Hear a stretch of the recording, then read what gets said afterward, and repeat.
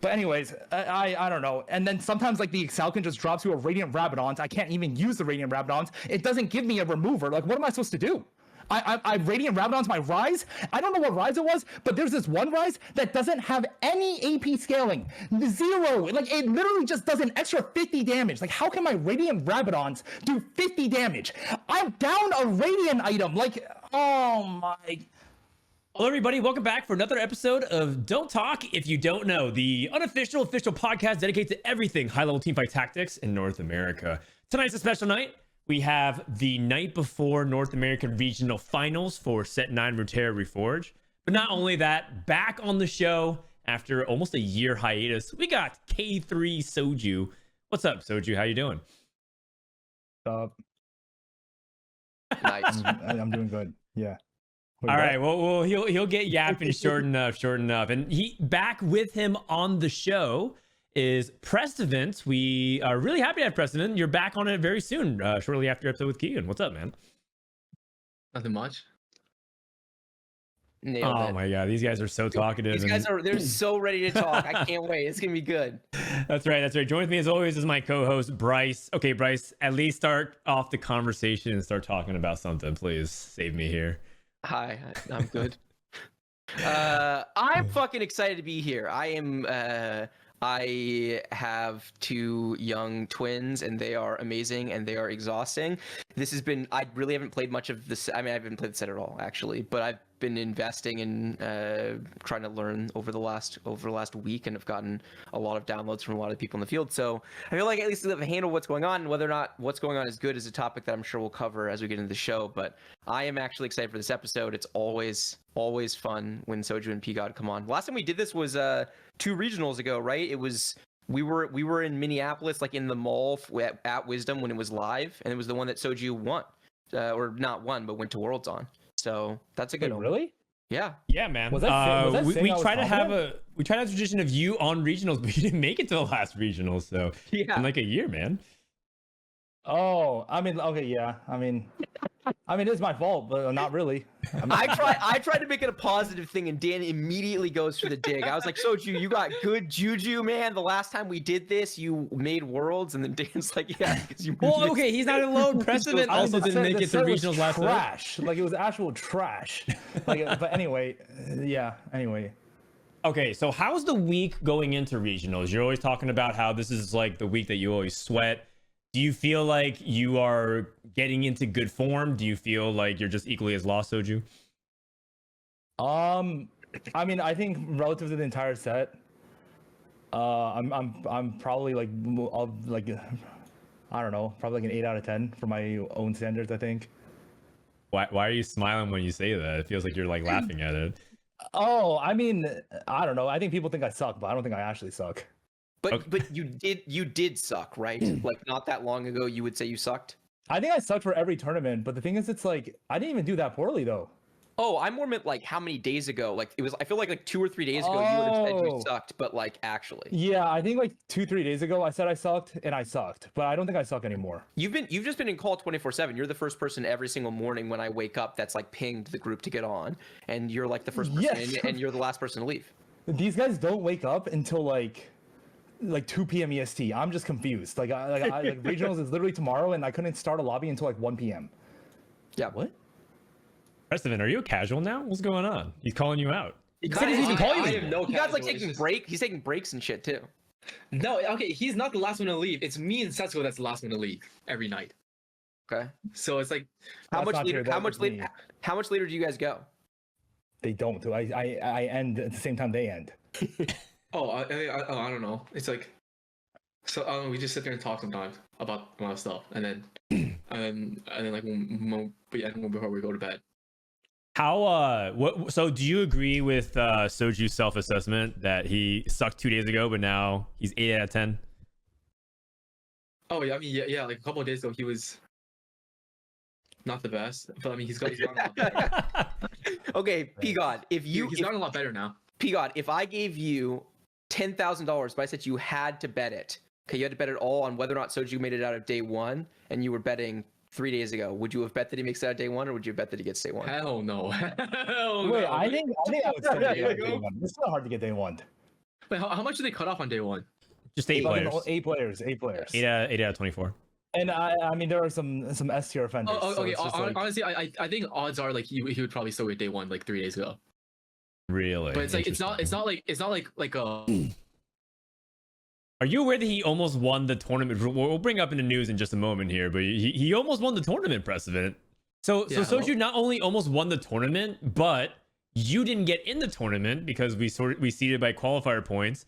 You took over Milk, who was the second likeliest player to win the tournament, and then you went 5-8 and you ruined his chances of doing that. Okay, I just want to point out. Okay, both the games that I sat in, like you could never play for first there because Casper played 9 shooting on both games and won. Like how? Like, what am I supposed to do there? Like number one is already locked. Just go 9 Demacia 5-head. It's easy.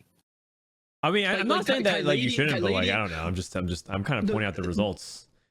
No, there was this one game. Ty Ladies had 6 Ionia Ash 3. Ty Ladies? 3-2. Excuse me. He had that at 3-2 and he went third. That's how strong the lobby is. Pronounced as Thai ladies. That's oh my god. Is it T-Lides? I think it's T-Lides. I'm pretty Yeah, sure, it's right? T-Lides, I think. Yeah. Oh Yeah. my god. That's like W Asian version level of mispronunciation of a player name. That's really good. All right, man. Let's talk about some news. We kind of mentioned it before, but there was an in-house tournament that was ran based off of the 16 players that signed up. Here is that results of it. We can just kick it off with this. The results were that Dish Soap went first, DPay in second, and Soju in third. There was prize money put on the line, which, by the way, was funded by Toronto Tokyo. But there's actually a funny story behind this. Prestivent the night before was saying that Soju is willing to fund $500 to run a mock tournament. So he actually convinced everyone to say, "Oh shit, Soju's gonna fund a mock tournament to try to get everyone to try hard the 2 nights before regionals. I'm in." And then Soju, after everyone had committed, was like, "Wait, what? I didn't agree to anything like that." But apparently Prestivent and Setsuko were telling everyone that he committed. And then Toronto Tokyo was so excited. He's like, "Oh, I'll contribute. I'll double the prize pool. So it's gonna be $1,000." And then Soju came in and was like, "No, I'm not gonna do that." And then Toronto Tokyo's like, "All right, well, at least I'll still fund for 500." Oh wait. No, when you said that, I said it's like I was just joking. Like don't feel pressure to do that. Yeah, they actually, and Soju messaged him independently as well and was like, "Hey, by the way, they were just messing around. Like, no pressure to fund this thing. He wanted to, so homie of him, but I don't think he felt obligated." He did, and as a result, Soju not only saved 500, but he won some money, got third in the tournament. So, were you high rolling, Soju, or were you feeling like you were playing really well? I mean, I don't think I played bad. I mean, okay, apart from the fucking Pandora's thing, but like, I mean, I don't think I played bad. I didn't play well. Like, it doesn't matter. How many placements did the Pandora's thing cost you? I just saw the clip. I low rolled. I didn't even hit Sejuani 2 at the end, and I didn't hit Rek'Sai either. I probably would have won 5th. But I think. And what did you go? I could have won. I went 6th. I could have won 4th or 3rd if I. Okay, if I didn't mess up and I hit Sejuani and Rek'Sai, it's probably a 3rd. There was a 9 trade in the lobby, so it was just doomed. Okay. How much stock do you guys put in this? Will we watching okay, the clip? Can I leave? Can I leave? Sorry, I was just showing the clip on stream of Soju. No. I didn't realize. My bad. No. It's all good. It's all good. That's by the way, that's an all-timer. That's a pretty good one. I'm gonna enjoy looking at that one for a little while. But what I was gonna ask is, how much stock do you guys put in this? Like, are you worried about Setsuko? Do you feel like this says something about Dish Soap's current form? Like, do you think it says something about your form, Soju? I mean, I don't think I suck, but I don't think I'm 3rd. Like, I don't know. I think, I mean, they were like our Dish Soap or not Dish Soap, Setsuko and Milk were actually spectating the last lobby, and then they were just spectating Dish Soap, and they were just like, "Holy shit, this guy's the best player on the server," and then he went 7th. So I don't know. Well, Setsuko took like. I think Dish Soap's the best player right now. Oh, interesting. Are you guys doing? Okay, wait, hold on a second. Wasn't there some kind of campaign that Milk was running where he gets to try and gas up Dish Soap and say like, "Oh, Dish Soap, you're the best player on the server, Pog," and just kept like gassing him up every single opportunity he could? Is that what's going on here? I mean, I actually mean it. Yeah, I think he is. I actually think he is. Only because Setsuko like is bro. This guy, we're just in college. He just sad all the time because we suck. But the thing is, it's like I think Setsuko's I think Setsuko is better usually, but I think Dishsoap is actually like a beast right now. I don't think that what's going on in the meta is good for Setsuko in the way that, like, I don't think it's good for Dish Soap. I think Dish Soap would much rather be a high skill expression patch for sure, because he can easily find more edge on a high skill expression patch. But I think that where the skill expression can be found in this patch is pretty good for Dish Soap. Like, he's the type of guy who holds like all the different outs in his head, so he can find ways to play from not +1, not Pandoras that actually work, which is hard right now. Interesting. Yeah, I agree. Well, we'll see what ends up happening as we probably just take a step back before we dive too deep into regionals. First, Bryce and I were going over, and we maybe feel like it's worth noting to show how difficult it was to qualify for regionals and just put up the names of people who didn't make it. So to start things off, we have Kiyun, who was one of the highest qualifier points players who didn't make it to play through LCQ. Appies, Pokigam, Milala, and Stellar Minhee. And the second half of the list are people who've also made it to regionals and made deep runs. Boss of Skills, Clear, Ramblin', who wasn't really competing much of 9.0, so he only had LCQ really, Rainplosion, and Broccoli. When you look at this list, is it that surprising, or do you feel like it is actually shocking, Bryce, that some of these people didn't make it through? Or actually all of them? I'm not surprised that any of them specifically did not make it through. I think it was a pretty bad set from start to finish. I think there are a lot of people who just chose not to invest in TFT meaningfully this set, or chose to do it like some of the time, but not all of the time. And I also think that there wasn't a lot of space to like cook for a meaningful amount of the set. And so I think some of these players stylistically were not going to be rewarded by this set at any point in time. So okay, I think 9 was a decent set, and so I think there was some good play on 9. But I think once 9.5 hit, there was really very little room. So I don't know. No, I'm not surprised that this regionals feels a little bit more random. I think we need to ask Soju and Prestivent as well. What happened with Kiyun? He hasn't qualified for regionals since set 5. So what's actually going on with him? And you guys spend some of the most time with him whenever he is around. What's going on with Kiyun? Is it just luck, bad luck? Is it motivation? What's happening with him? Wait, what? He didn't play. He didn't. He quit TFT for 4 sets. This is his first set back. So you think this is shaking off the rust? It's not even rust. I think it was just unlucky. Like, the thing is, Kiyun, when he's good, he's good. Like okay, I think Kiyun is actually really underrated. Like, people don't think Kiyun is good, but like, trust me, he is good. Like, when he's good, he's really good. And the thing is, like, it's just unfortunate because he was just moving. And then the thing is, like, he had one bad tournament and kind of griefed him because like that tournament has more weight. But like, when he going into the first 2 cups, like, he was definitely like pretty solid, especially after not playing for like 3-4 sets. Yeah, I mean, yeah, it's just, I don't know. Okay.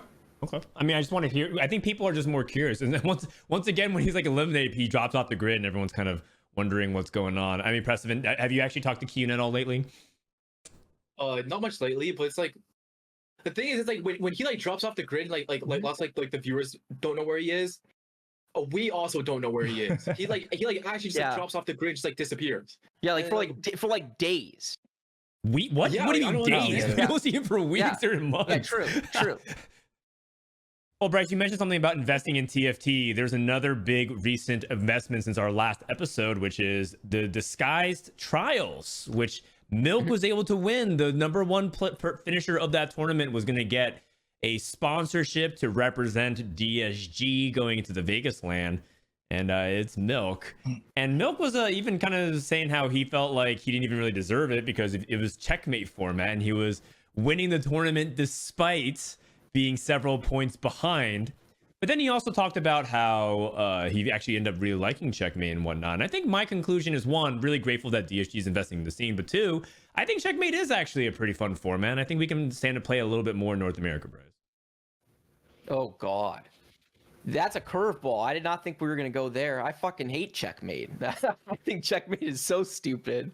I mean, I actually like it for a format like this where it's like, it's not the world championship. Like, I think it's fun for like as a one-off thing for content or whatever, but to pick the best TFT player in the world and do it based in a format where you have to win a game as if like going 2-2-2-2-2-2 is not like way more impressive than like limping over the finish line and getting a 1. That we've seen checkmate results where like someone is like 9 points clear of the person and they're finishing second because they just didn't happen to get a win. That's what happened. That's what happened Yeah. this tournament. Oh, I didn't realize that. And yeah, that's yeah. I mean in this tournament, that's whatever. Like I am actually fine with it in this format. It's hard to get mad about it. But at the World Championship, get the fuck out of here, man. Like the game is high variance already. Why do we want to introduce like more stupid variance to this? As if going first is like a huge sign of accomplishment. Most of the time, the person who finished first did not play the best game of TFT. A lot of the time it's the person eking out placements like to get in the top 4. So I'll shut the fuck up. But like I'm surprised you went there, Dan. But yeah, I hate checkmate. I think it's so bad. Oh wow, I think that's pretty extreme. I think it was more acceptable in hype because it is like more casual and like yeah, it's not like World Championship where you're winning like hundreds of thousands of dollars. It's like but I think it's kind of a shame that it was David, right? David was Philip, I believe. What's up? Wait. Oh, so like someone just was like straight up 1-1-1-1-1-1-1, but then didn't. Oh get no, the it was last Broseph. win. It was Broseph. Was it Broseph? Oh, it was Broseph. Okay, had yeah. most points. Yeah. Oh, I was okay. talking about. Oh, that's LCQ where David popped off. Yeah. Or Yeah. wait. Yeah. Sorry. Okay, yeah, no, yeah, but it's just like, man, I'm pretty sure he ended with like 7 points above Milk or something after Milk won the last game, which is like, bro. And he also won it in pretty fraudulent fashion as well. It was like 4 rolls, 5 Sejuani's, pulls out a Sejuani 3. Either way, happy for Milk, and see if he can carry that momentum to regionals and beyond. We did mention LCQ, so we can just briefly show you guys the results of it.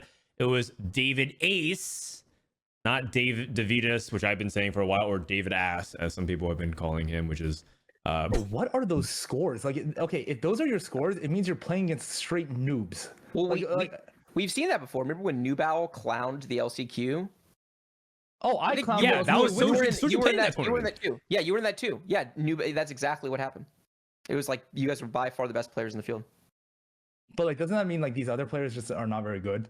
I mean, Okay, there's a lot of Spencer- I mean, Spencer there's is a lot good. of Boston's Spencer good. Clear, Bosso Skills, Degree, Lil Top, Union. Okay, but Spencer's like a These are- Maple Story full time, so it's like not Yeah. really. And then also, I remember Prestivent actually texted me, and he was just like, "Yo, you need to look at like Clear's like what he's doing right now. He has like golden ticket with multicaster. He's not even upgrading his multicasters. He's upgrading an Aphelios 3 on bench, like on level 7, and he hits Aphelios 3 and dies next turn. Like, oh man, I just saw that. And I was.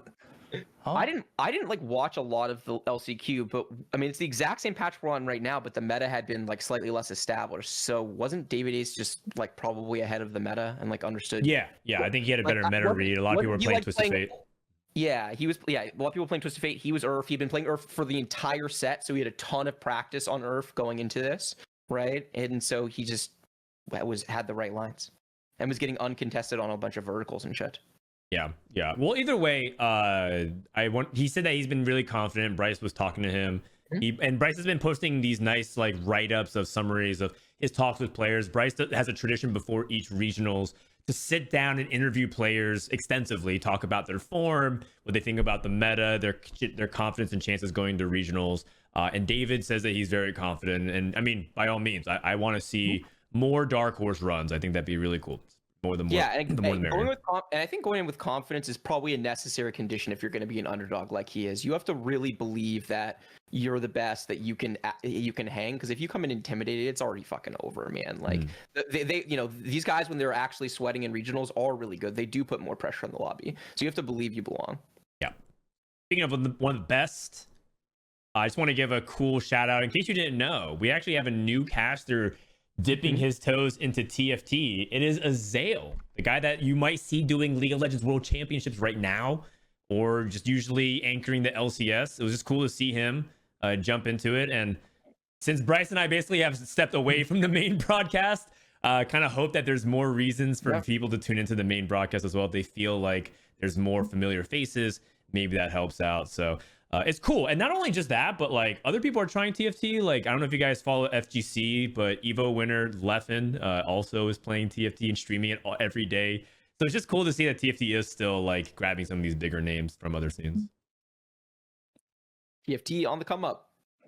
All right. So we have a couple of set 10 spoilers, which we can briefly talk about. I mean, The reason why we cover news is because there's pretty much no other TFT podcast, so we might as well feel like we do it. Yeah. Mort Dog on his charity stream last weekend has revealed 2 champions, which is Karthus and Amumu.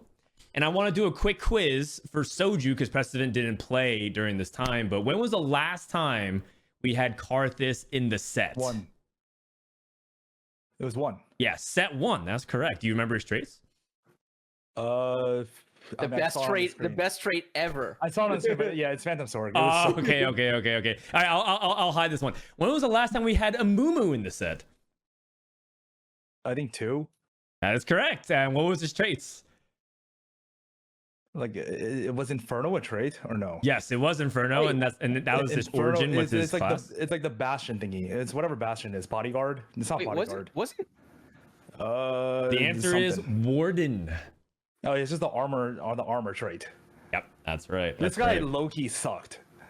The Wait, Karthus yeah. was broken though. Karthus was Oh, broken. okay. I thought you said Amumu? Karthus sucks. I was like, what? There's no way. Yeah, Amumu was medium for like part of the set, He was just okay. as like a big frontliner with a bunch of CC. But yeah, he wasn't that good. Yeah. Vertical Inferno was like super broken for a tiny bit though, and then it was huge. Just for the tempo, because it would just kill people. Back in set 2, Prestivent, people would die at wolves because of like the way the scaling damage worked with reroll. It used to work off damage off of the star of units. And then Inferno's also won like 5-0, 6-0 very often in stage 3. And so people would die at the end of stage 3. Pretty crazy. So if you thought tempo was out of control now, man, back then was nuts. I've All only right. seen one person die in stage 3 before. Preston would rage quit set 2. Probably. The 1 cost Zyra was Inferno, and that Zyra unit as a 1 cost was better than every legendary in the game. Like, I don't get it. Oh man, but he's crushing it now. Prestivent, you did really well in-house scrims. I'm bringing up some of the best performers from in-houses. You averaged a 4.19 over 58 games. The only people that played more, the only one person played more games than you was Dish Soap, and he averaged a 4.0. But overall, you've been kind of crushing it. So, and a lot of people these are stats hyping you are up. so bad, like fake, because the thing is we moved on TR like a month ago. Yeah. This is k3soju 5.03. Yeah, these are It, old. it should be closer to 6 now. Like ever since we moved to TR, bro, I'm just 8. Like I don't know, I don't get it. All like right, it. well, This is inflating Soju. I wasn't even gonna bring that up, but I'm glad that you at least admitted it. So because this is a shout out to Sims Life who's tracking it, but when we move to TR, it's just really hard to track things unless you're watching it. So yeah, but overall, Preston, what do you feel like your confidence is like after these in-house scrims? It feels like you've been one of the people like super grinding it. Like a 7 or like a 6. Out of 10. Yeah. Wait. I don't know. I don't like. That's the exact same number you gave me at the beginning of the week, P God. That's Yeah, surprising. I don't know. That's the thing. I don't think I've gotten any better since like the beginning of the week. I've just been sitting here doing nothing. I feel like. You're sitting here testing out random text, going to the level 9. I mean, yeah, no, that's the thing. I don't know. It's like I can't tell if I got any better because I don't think I did. I'm pretty sure you got a lot better, man. The way in which I, at least from my perspective, tell me if this is wrong, but just observing you guys learn TFT, I think the way you learn TFT is you pick up like 1 to 2 things a game usually, and you're usually pretty good at diagnosing it. But then when you're in calls with these guys, you like get there pretty quickly. So I feel like almost every game afterwards, you're like, okay, I know not to do that, or I know like this is good, or that can be played that way. There were a bunch of moments like that from the games that I watched of yours, like the Piltover game, for example. So I feel like you're a much better player today than you were 5 days Guy ago. said Piltover. Oh, I don't know. I can't tell. Okay, but I mean, at least Set over Set, I think people have understood that not only they've been improving, but a lot of people have noticed and you've improving. So like it might not feel like you've improved maybe from Monday to today is Thursday, but I think overall people are really excited to see you perform because they've been noticing that big gap. Do you feel like you've made a big leap in your gameplay, especially this set? I mean, well, I guess yeah, but the thing is, it's like I have to like. I literally do nothing but TFT. I have no life. There And, are a lot of people that do nothing but TFT that have no life that have not gotten as good as you have gotten in that time frame. Like basically everyone actually. Oh. I don't know. Well, Do you not realize that? Like I can't tell if this is just like They extreme. can't handle modesty. compliments very well, Bryce. Yeah. Okay. No, fair. it's like seriously like.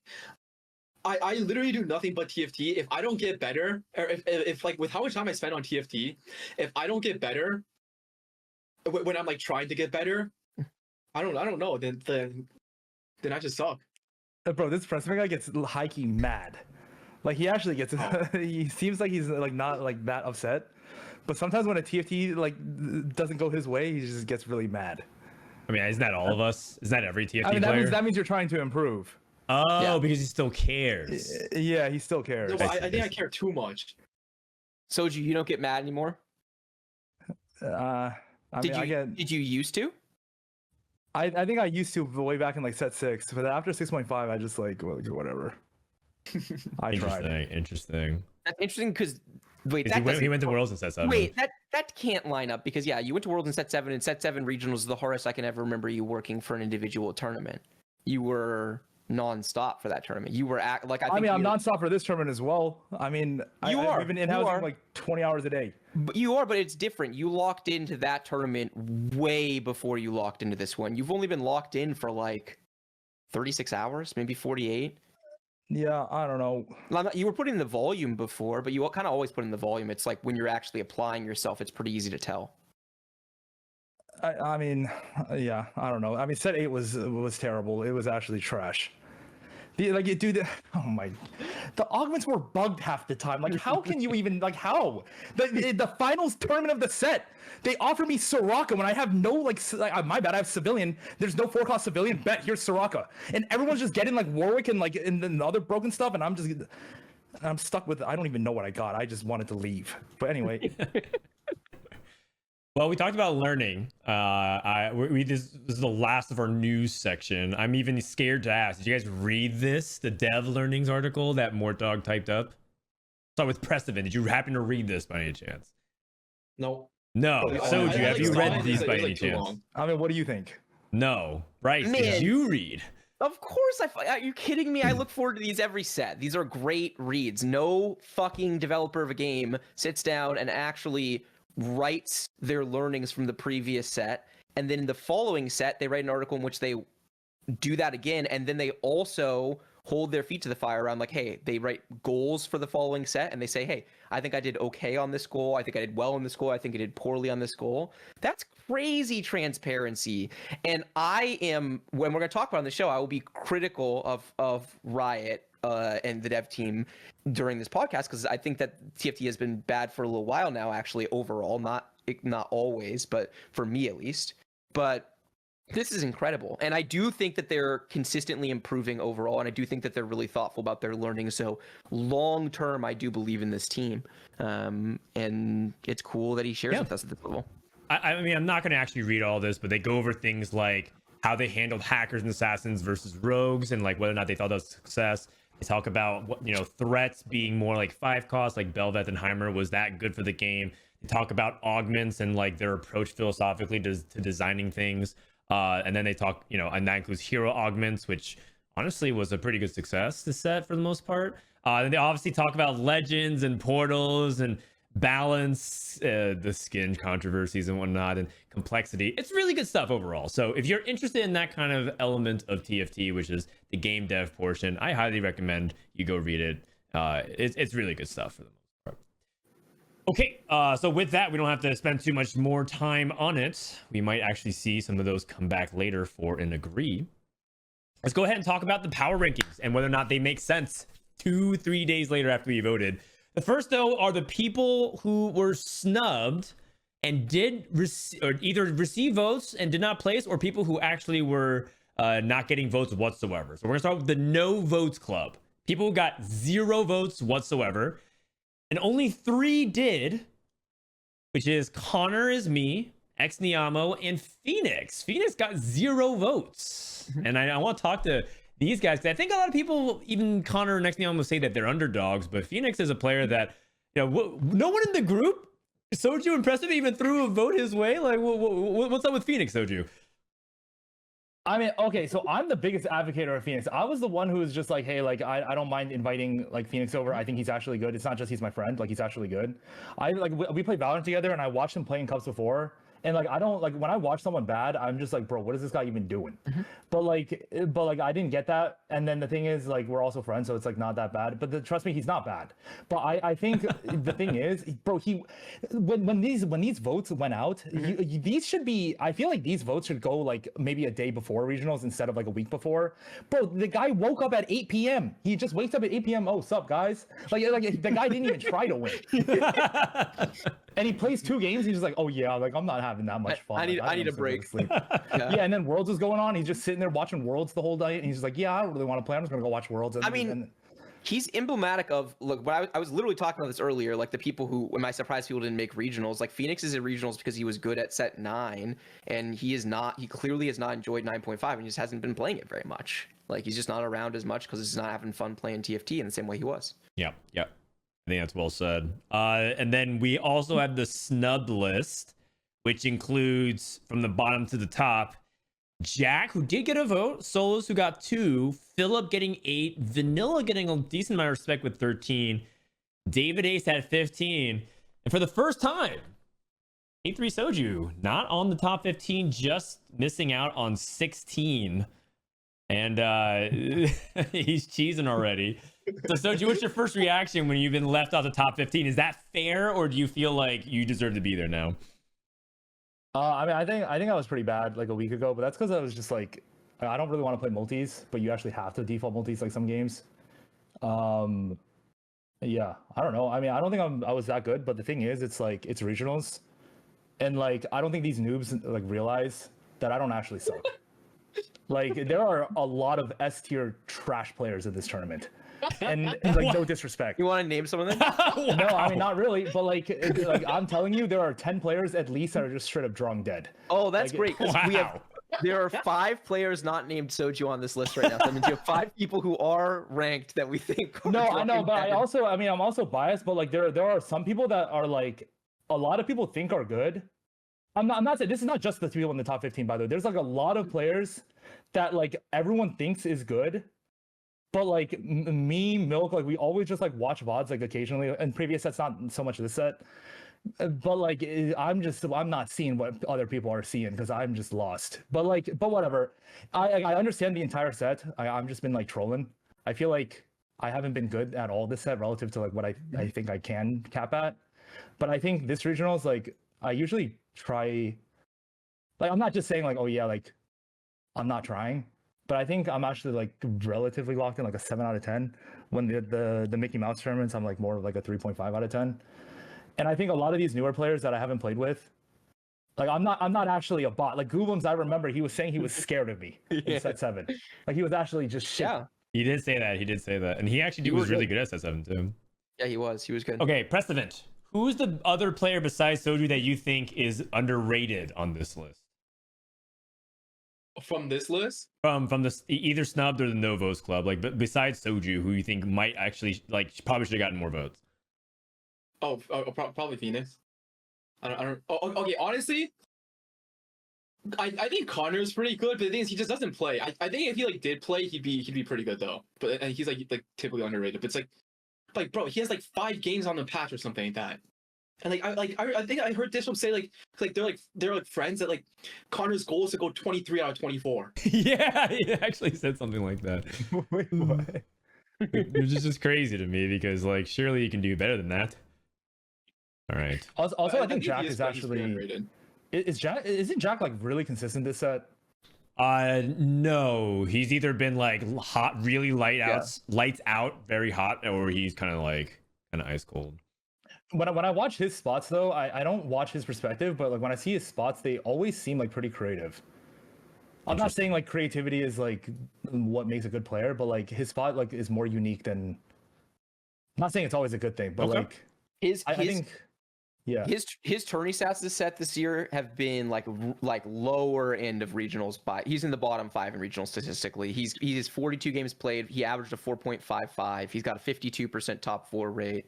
It wouldn't surprise me if one tournament he averaged like a 3.1 and one tournament he averaged like a 5.0 type of situation.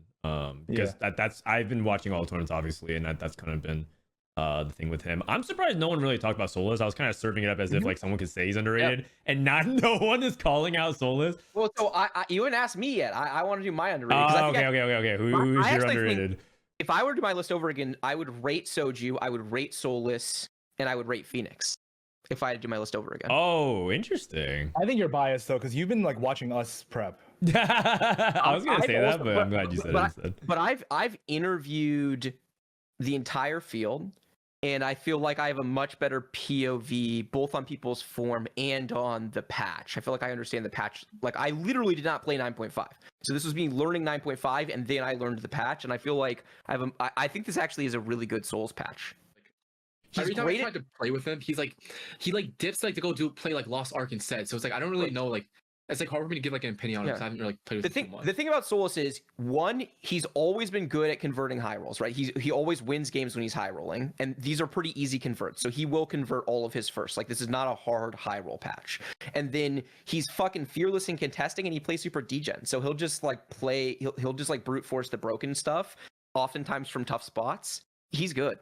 Yeah, I think this could be like a weirdly good Souls patch. Oh, I mean that makes a lot of sense. Plus, I think him and Dish Soap and Kurum and who am I missing? 1, 2, 3, 4. Goobums, of course, because Goobums flows between groups. It's hard sometimes to peg on them. That group's been really deep in the tank, sharing a lot of tech, and it's funny because I know Soju and Prestivent in their group are trying to crack the tech through in-houses. They're like spying and shit. They're like trying to spend a lot of time watching their boards and not even paying attention to their own. Trying to see what's going on, so it's I need something. Pretty funny. all right. I do have to ask. There's kind of an elephant in the room when it comes to in-houses. One person did noticeably much worse than everybody else in in-houses, and it was Vanilla. He did get a lot of votes though, Bryce. And so, how do you reconcile with like what's going on? Is he just completely trolling in-house scrims? And if so, why? Like, what's the purpose of doing that? Like, I don't get it. Like, at this point, he's being disrespected across the board. Wait, no, these stats are not right, by the way. Like, these stats are the first, they're like, not up to date. Yeah, like, we've been playing on TR for, like, a good week, and people have been playing, like, 15 hours He didn't a day do 2 days. TR. Okay, first of all, I want to correct. He didn't update 2 days of in-houses, only yesterday and the day before, and he also... There's no way. There's actually no days. way. Wait, there's no way, because the thing is, it says I have 30 games, but I have, like, 100, like, at least. Well, it didn't count the mock tournament, and it didn't. They stopped updating on the 23rd, right? Which is a while ago. That's 3 days ago. Monday, Tuesday, Wednesday, Thursday, so 4 days. I mean, everyone's playing like 20 hours. You guys just keep adding more days, but it's okay. But okay, I understand what you're saying. Either way, I'm just saying that like there was something that was part of the conversation. So you're saying these stats are just completely fake. Don't even pay attention to them whatsoever. I think, I don't know. I mean, I can't tell. I think some people are lost. I can't. I don't know. I think. I mean, Vanilla. I know Vanilla leans a lot towards multis. I think he's Ezreal, which is fine. Yeah, I don't know. I think anyone can win. The game is terrible right now. For what it's worth, Nature's and Wasian were the people who put him quite high. Wasian put him 10th, and Nature's put him 11th. Aren't they in the same study group or not? No. Wasian is with Boss of Skills, Malala, Minhee, Clear, and Philip is actually part of that group. And Philip, and there's someone else in the field who is as well. Jack. Oh no, I thought Jack was with DPay and all of them. Maybe I'm wrong. Actually, I think you're right. Jack is part of it, but I think it's like loosely associated. All right, let's go ahead and talk about the top 15. So we talked about who didn't make it, but these are the people who did. And we can start with Setsuko at the top. It looks like he got a pretty big gap over Dishsoap. Previously, it looked like it was Dishsoap and Setsuko by just like a couple of points. The closest was actually last edition by a single point. One single ballot is what determined Setsuko over Dishsoap. This time, it's a bigger gap. Now, that being said, people were making fun of us in the comments when we posted it today, Bryce, saying like, well, this was taken before the mock tournament when Setsuko went dead last. Do you think that confidence is still there? You heard it from Soju and Prestivent. Bryce, what do you think? You've been spending some time with him. No. If I had to do it over again, I would do Dish Soap 1, Milk 2, Setsuko 3. I think he's so insanely good at TFT that there's a decent chance that he like shows up, locks in, and pops off and makes worlds because I think he is like very clearly tier 1A. But like I mean, I don't think that this set, and especially I don't think that this patch rewards what makes Setsuko good at TFT. I mean that. So just for people who don't know, let's say I know some people who watch are saying like this is like the first set or two. So what really is a patch that Setsuko would flourish, or specifically what are you referring to? Oh, he's like a really fluid player. He's really good at identifying like board strength breakpoints and understanding like when he can greed to go to the next level.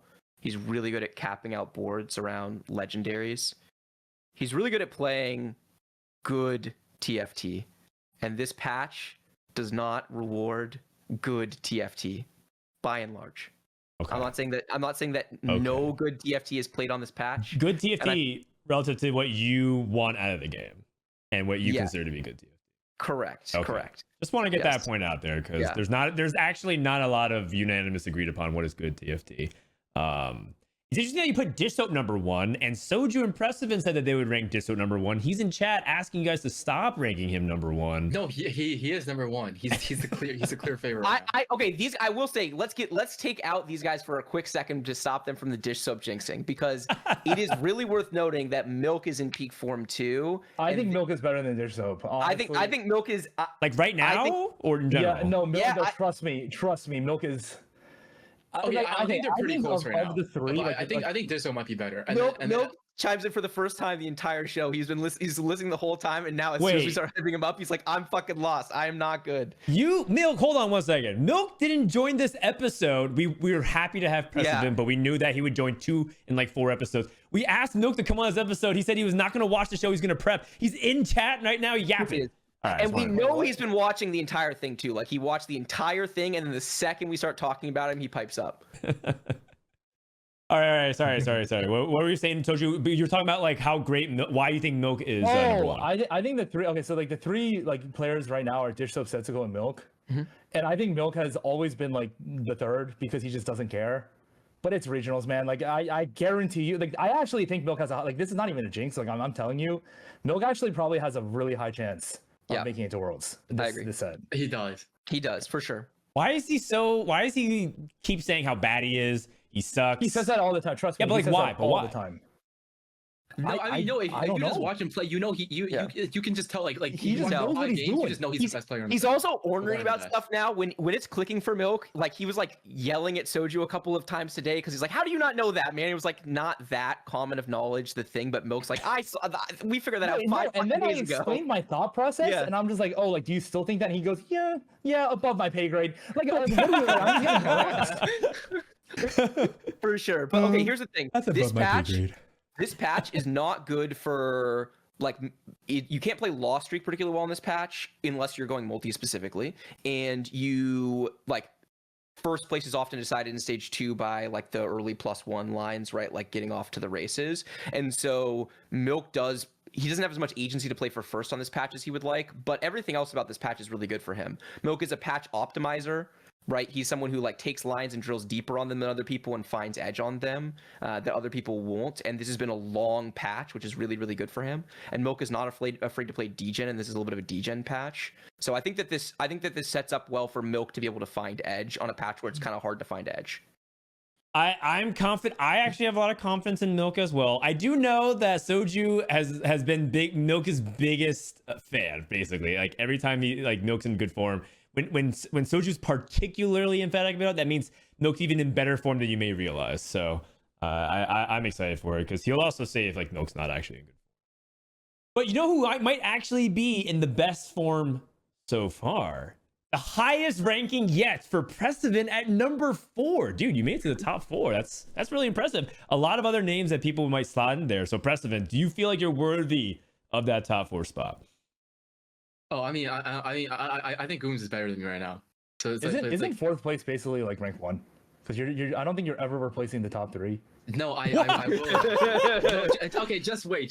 Yes, he eventually. I love this, P God. You got this. Keep going. You're not there yet. Well, but... I mean, just set 10. Like you're just gonna see me at the top every time. If I love it. Or at least I hope you will. How do you stay motivated and grind? It feels like everyone else is talking about motivation issues, but I don't see you struggling with the grind, at least visibly. Maybe it is internally that you're not sharing. No, it's okay. I like don't lose like that much motivation, or I feel like I like it's like pretty easy for me to stay motivated. It's because I've never won anything. I'm like literally, the only thing I've ever won is Mort Dog Madness, and like honestly, like that was like a fun tournament, but who cares about Mort Dog Madness? Okay, Mort like, the Dog? tournament was really fun, but it's like in terms of like a trophy, like like on your like shelf type thing. It's like from like that type of perspective, it's like, bro, like Mort Dog Madness is not going up there. It's like even like Melk always says like like these like little cups like don't matter, like stuff like Noxus Cup, stuff like that. But it's like they matter to me. Like I've literally never won anything. Then why didn't you sign up? If they mean something, why didn't you sign up for Noxus Cup? You know, okay, that in-house tournament, you might have noticed the 16 player list did not have a name, Prestivent, despite being so high ranked, because there was only a limited number of slots, so we did by qualifier points as the rankings, and Prestivent was second to last, so he was third on the waiting list. We didn't play in the tournament because he didn't sign up for Noxus Cup. If it matters so much to you, why didn't you play? Oh, honestly, I don't know. But yeah. All right. So we got called out.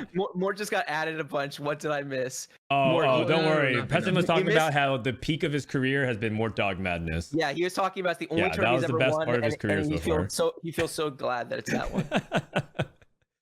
All right. Well, Goobums I think is really strong as well. And if I were to redo rankings, I probably would put Goobums in that top 4 as well. I agree with Prestivent there. And it's funny because I know that people have been also trying to pry tech off of Goobums because he's usually a guy that knows a bunch of tech. Is that true? Do you guys feel like Goobums has tech, or is it like the scouting reports have come back false? Yeah, bro, this guy always has something. It's him and Dishop that always have something, and they're like the type. Okay, Dishop usually is like like pretty open about like his stuff, but Goons is the type to just never share. Yeah, like this region, like since this region, like Dishop's probably gonna like keep to himself. And we always give him shit about it, like good-naturedly, and he always like, why do you guys always like poke about this? And it's like, well, because you steal everyone else's tech, but you like jealously hoard yours. And he's like, that's not true. I share so much tech. It's like you share with a really narrow group of people compared to who you're pulling from, man. Let's just put it this way, you're importing more tech than you're exporting. He's like the inverse of Socks. Socks leaks all the tech and Goobum steals and withholds all the tech. And when it was their study group was that, it was like, okay, this is fair. Like on balance, the force is evenly distributed. Man. That's too funny.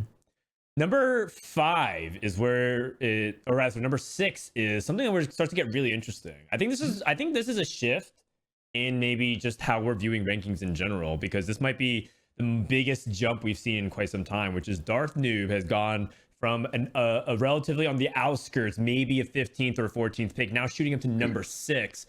Soju Prestivent, is Darth Noob really that impressive? Why is everyone voting him so high now? Bro, it's because of the in-house scores of a one-day sample size. Like he pops off a one day, and they're just like, "Oh yeah, Darth, no, this guy's a beast." I mean, he's good. He's I have a actually different good. opinion. I mean, you made it sound like he wasn't that good, but you ended with he's actually good. Oh yeah, no, though. he is good. But I mean, yeah, I mean, I'm not saying he doesn't deserve 5th, but I mean, no, he's good. But like, yeah, I don't know. Okay. Anyway, sorry, go ahead. Okay, I mean, I rate Darth Noob like really highly. It's just because I like played like a lot of the in-houses, and I know it's only like a couple of days sample size for that. Like I had like when I had to submit like the rankings, but it's like he was like for sure like the player that like stood out the most to me, like out of like all the games I played. It's like there were like a couple people that like stuck out to me, and he like stuck out the most. And then it's like there were just like you can just tell when someone like when you play a bunch of games, you can just tell like when someone sticks out, and like when someone's like bro, like you didn't even know that they were in your lobby, and like yeah, I don't know. I just thought Dark Noob was pretty good. So wait, would you still put him there if you did your list today? Okay, he has not been playing that much recently, so it's like I can't tell, but it's like he would definitely be like pretty close. Is like, there a world in which he's hiding tech? I don't know this, but I'm just. Oh, he absolutely is hiding tech. He for sure has some tech. He like does all the math. Yeah. So I'm asking if that's why he's playing less right now. His tech is that he actually plays Twisted Fate, I think, the right way. He's one of the few dedicated Twisted Fate players because he is willing to flex to all different kinds of comps and lines, as well as play the OP ones. I think that's what makes him really scary and why he was very consistent the first few days, but everyone was figuring it out. That makes sense. Out of curiosity, if you guys had to say which legend is more skill expressive right now, Twisted Fate or Earth, what would you say? I think TF. Okay. Dan? Me? Oh, Twisted Fate by a big margin, in my opinion. So do you agree with that? Yeah, I think so. Okay. Okay, I but think so that's not too. to say Earth is like easy. Earth is hard in his own ways. But I was saying that I think the cap, like the true potential in cap with Twisted Fate is so high that it's like you might as well just play the stupid easy strategies. Like why I try think to stress out for a 5% optimization when you have a huge chance of failure, like because of your own blunders and mistakes? Like why not just like take something that's like 95 or 90% as effective with like 10% the effort? I think TF has a lower floor but like a higher ceiling. Like the Yes, floor of TF is well, like actually, really, it's a good really summary of low what I as said. well. Actually, yeah. Yeah, it makes tons of sense. I think it's really interesting. Mort brought up how said in chat how far we've come since original thinking on TF, and that's exactly why I asked the question, because it's really interesting coming into the patch as someone who hadn't been playing the set. I just come from the premise of like Earth will be the harder, more skill expressive line, Twisted Fate will be the easier line, and I think it's pretty clearly not, and I think it's because on some level, like philosophically, we've evolved our thinking about how to approach TF. It's the weird side effect of having legends the whole set is that because Pandora's was so inconsistent before, we didn't get to really optimize it. Now we've had a chance to play like a ridiculous amount of Pandoras, and so we've thought about it and optimized it at a totally different level than how we used to play the augment. Yeah. I think TF, you're actually playing the game, but I think Earth, like you still need the knowledge, like to know how to play every single +1. And sometimes you don't like take a better +1 because it's better for your spot. But like the thing is, it's like with TF is like, I don't actually want to play TFT. I'm down to just commit 2-1. GG's. That's so funny that you're saying TF is playing TFT because in a lot of ways this legend is not TFT because of the way it manipulates items, which is a very funny way to think about it.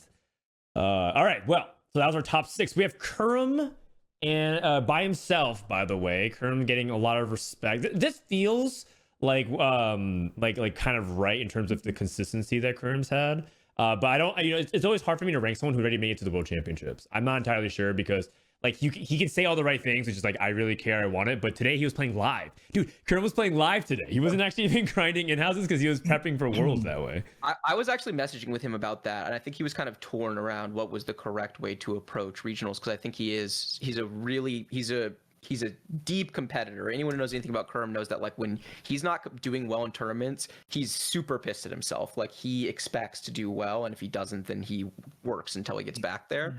And so it's gonna be hard for him, I think, to show up to regionals and not his peak form, especially since regionals, it's like the tournament that you always show up for in peak form. He really gets up for regionals, he gets super excited, and he definitely locks in.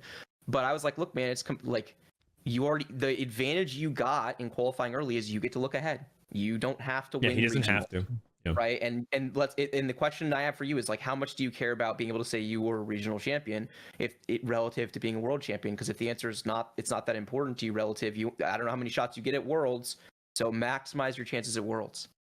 So yeah, I mean, if we were to do this, I would probably redo this. I would move Kurum even further down. I think I didn't even have him that high up in the first place, but I think that we're all in the same boat. And no, I don't think people should hold Kurum to like a really high standard this week. And now we're kind of seeing where his head's at.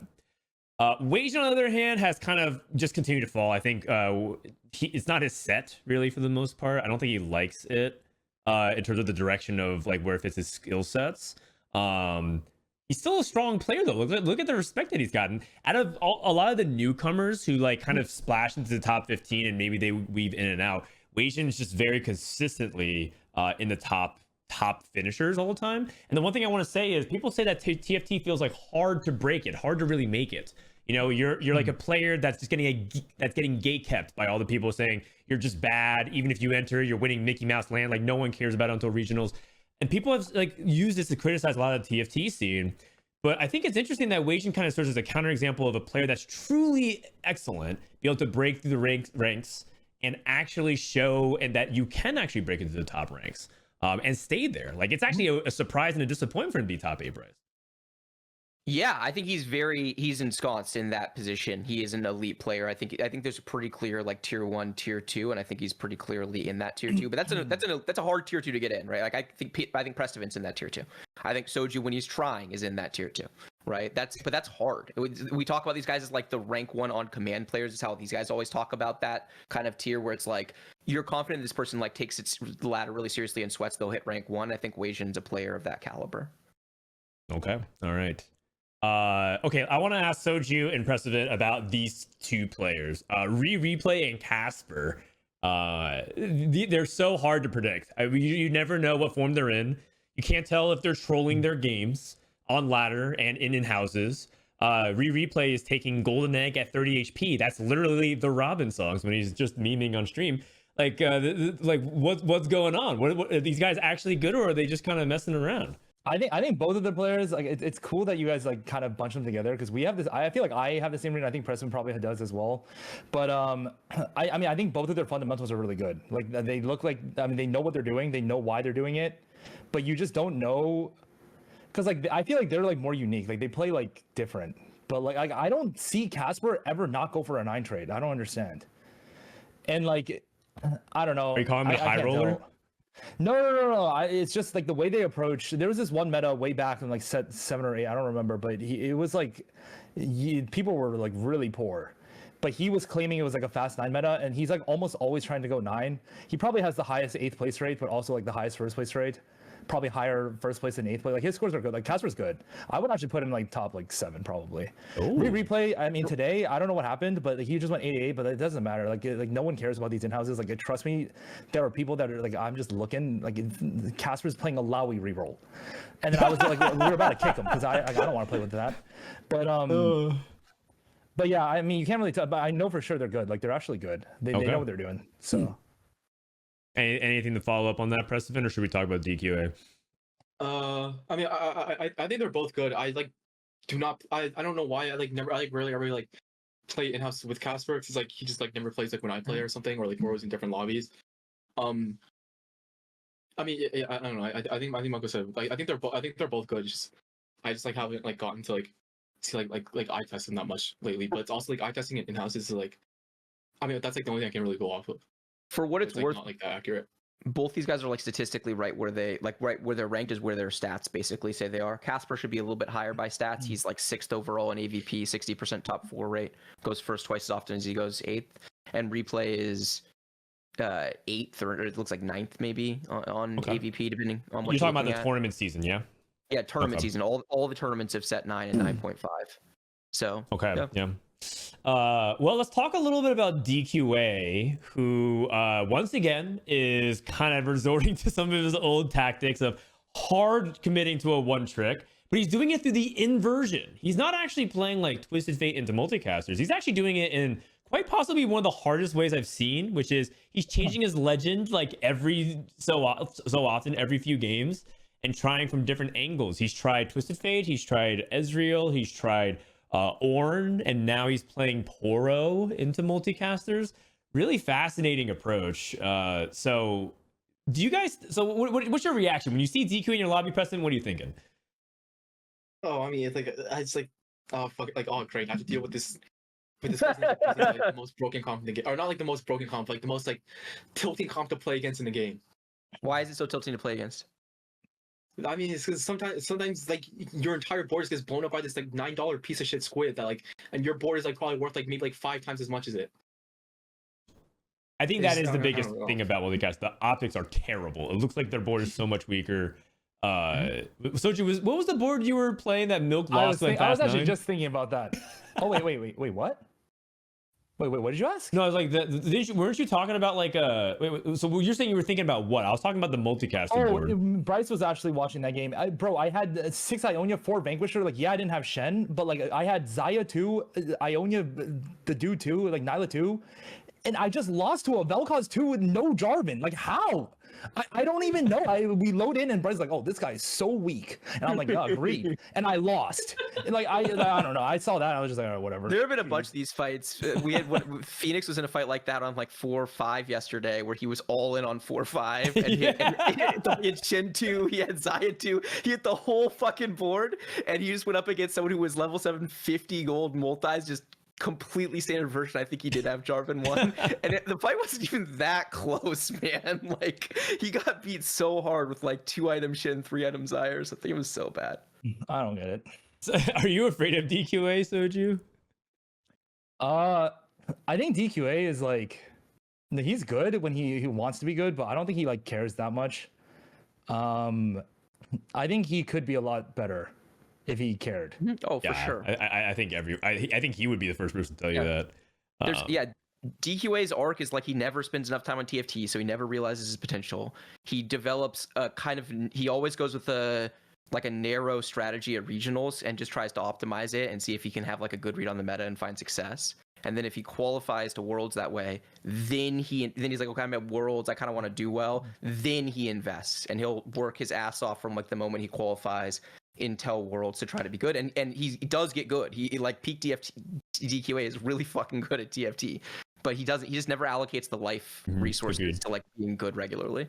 I will say that I'm scared if DQA qualifies for the World Championship, because then he has to learn a patch where, according to the stats, I just checked on live today, just as I'm curiosity, multicaster is performing very poorly. And so if he's not able to play multicasters and he qualifies, he spends all this time just learning this one trick. He has 3 to 4 days before Worlds. It's actually that soon. So he can't, like, he's gonna have almost no practice relative to everybody else.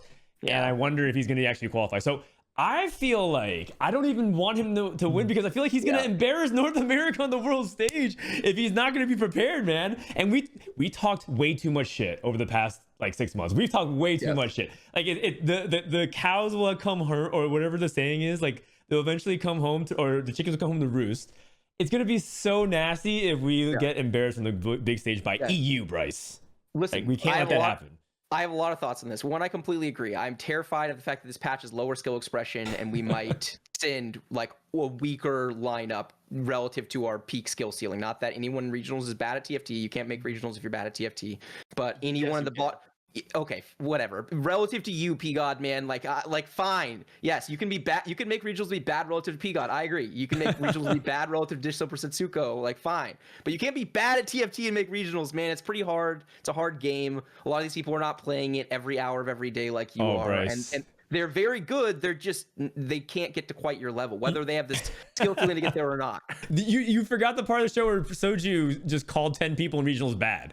I know. I'm not gonna. I refuse to go the whole show and let these guys slander the bottom half of the regionals field. They are worse than you. Yes, for sure. All right. But anyway, yeah, I'm worried, and to be clear, I'm worried about sending them to Worlds. I want to send. Totally. I want to send our best players to Worlds so that we can back up our shit talk. He's capable, but like, yeah, will he be able to? I'm not sure. Let's talk about these players. Who out of DPay, Robin, T-Lights, and Toronto? Actually, let's talk about the big one. Robin at 13 is a shocker to most people. Robin is usually like the lowest, like in that 7-8 range. And Robin, I mean, I can tell you right now, I rate him really low because his in-house scores were terrible, and he was even telling me he was getting bodied when I was asking him in chat. Yep. But is he doing better? Prestivent, is Robin in better form now that we're a few days later after these battles? Yeah, I think he's a lot better now. So it's like I put him pretty low like during the like when I had to submit it, but that's because I had to like submit it like a few days ago. But it's like if I could like redo it, I think I'd put him like in like top 8. Okay. Like somewhere along. So do you agree? Top 8. Yeah, I think next time we do like these rankings, I think it's way better to just do it like I don't know like how time constraint you guys have, but if you wanted to do it like a few days before the tournament, or like not a few days, but even like a couple days, like 2 days, or maybe one day, like the day before, or like I don't know. I feel like it would be a lot more accurate. No, but this happens like every time. I feel like this ranking, like it always happens. Yeah. It happens just like everyone's opinion changes. And it happens the most for regionals because it's the tournament where everyone kind of comes out of the woodwork and starts trying. So oftentimes people are not there in the beginning, and then when they would just stay not very good for a cup, they actually get good. Yeah, the problem is graphics, Soju. We can't have our website, we can't have everything published. It won't look good, and it won't be with the rest of it. So we could theoretically try one time doing it just for regionals, but we wouldn't get the graphics for it. Yes. What, I don't understand okay, it's fine. I mean, no, it's because this is a good opportunity to plug it. The website has all of our ballots. You can see how Soju voted, you can see how Prestivent voted, you can see how me, Bryce, it's very transparent, open. It's just simple, 1 to 15. Also, it would help support the show. It's one of the best ways you can actually support the show is click on that website, give them a little bit of traffic, because they do all that stuff for us for free. And we just, we really appreciate the partnership. So shout out to Esports Media. Anyways, now that the ad's over, Robin at 13, but today, where Bryce, I think you were talking to him in chat just now. What did he say?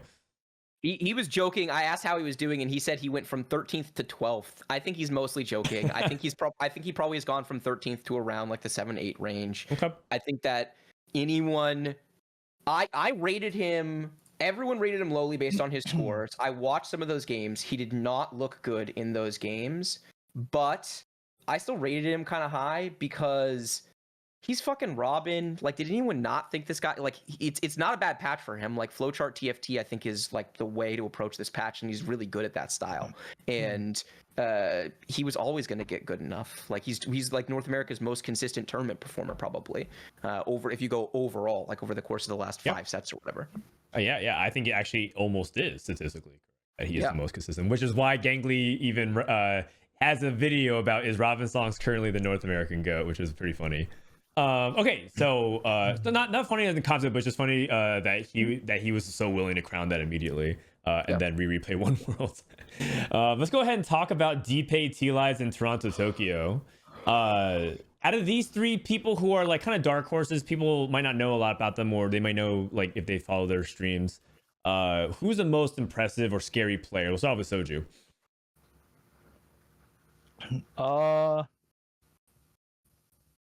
I don't know. I can't tell. I think T-Lades is good, but I think when someone looks good on ERP, it means they high rolled. But I think DPay is actually playing the game. Interesting. DPay plays multicasters like. Soju rated Toronto Tokyo games. Yeah, like almost all of them. Soju rated Toronto Tokyo 5th. That's because in the 2 games that I played with him, or like not the 2 games, like the 10 games that I played with him, every single time he's just in the best spot imaginable. You can't high roll 10 times straight. But I mean, you can, but like, I don't know. I just looked at his spot. I'm just like, wow, like this guy won the game. And it happened 10 games in a row. So I was just lost. No, I like a similar, like the first like couple of days of in-houses, like it was him and Darth that stuck out to me like the most, like just like playing like, and like whenever like I would just notice, but I don't know, like it was like the first couple of days that now since like he stuck out a lot, but, like I think like over the past like couple of days I've like been like noticing like less and less. I don't mean to like yeah. But like so yeah, I think I rated him like pretty highly though, like when I submitted it. That's totally good. That's totally fair. I think that like ultimately these rankings, as we know, are subject to change. Let's try next season, Bryce, if we can push the timeline just a little bit, see if we can expedite the process just slightly. Because I do think it'd be really interesting. That being said, happy for Toronto Tokyo, his first time getting through. And these guys are messing with my heads. Not they were calling him T-Ladies. T-Lides. Oh, I don't know. It's like every time I look at his name, I like become like dyslexic or something like that.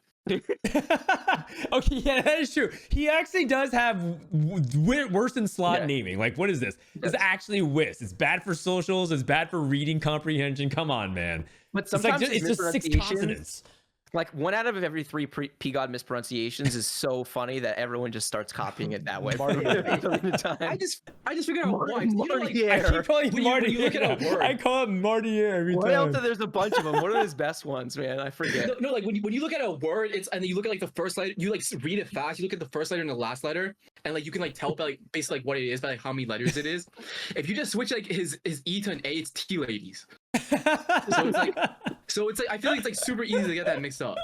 Also, like if it's T-Lides, isn't it supposed to be an I, not an E? No, it's his last name, man. It's his last name. His last name is Lides. Oh, isn't that Lades? Apparently, it's not. Is it Tyler? Tyler Lades? I thought it was. I don't know. I used to call him Tolitis, which sounds like a disease, but. Yeah. He's not in chat to correct us, Saj. No, he is actually. He's just laughing. Hit us with the knowledge. How do we do this once He's for all? actually in chat. I'm under the impression it's T-Lides. If that's wrong, please tell us. While we do that, we can move on to our next segment, which is Agree, where we put out a statement on the screen and ask the people across, including those in chat, if you agree. So the first one is we'll start with an easy one just to loft ourselves in there, which is something from the Devlerings article. Players loved regional portals, and when we think about the greatest hits of TFT, we will have to include portals in that conversation. This is directly linked to the fact that Mortdog considers set 9 in his top 2 sets of all time, but it could have to do with like the portals and design being a big part of that. So I just want to ask for your opinions.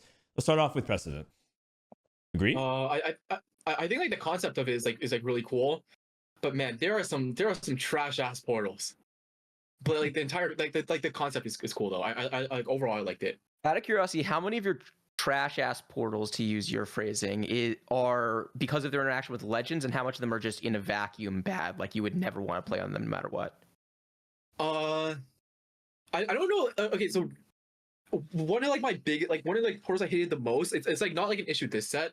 I don't think this was like a legend interaction, but it's like it was Hearthhome last set. Hearthhome last set with like Radiant GA. Like I just hated that portal so much just because it's like if you weren't like tunneling on an item of like that caliber, there was like it was basically in a category of its own. You were playing at such a disadvantage. So I really dislike that one. So I'm gonna take that as an agree from Prestivent. Soju, does that sound like you agree? Yeah, no, I agree. I mean, yeah, I think like if you're just going for fun, like competitively speaking, there's some that are just like terrible. Like Hall of the Nine benefits, like it's not just legends, like it benefits a lot of the like certain spots a lot more. Like for example, like one of them is like multicasters with the Ornn items. Like that's just like one example. But like sometimes it gives a tome and you can't even use a tome. Like that stuff is like it's really fun in solo queue. But the thing is like sometimes you just get griefed in a tourney where it's like you're only playing 6 games and you just get like straight up griefed by Mortdog like out of nowhere. Yeah, griefed by replay. You can't. That system is supposed to have a natural check and balance where you guys all find them fun. You all vote for those portals every single time you're in solo queue. Right, yeah. I was shocked by how much these type of Hall of Nine were popular in solo queue. Even at high elo, everyone votes for them.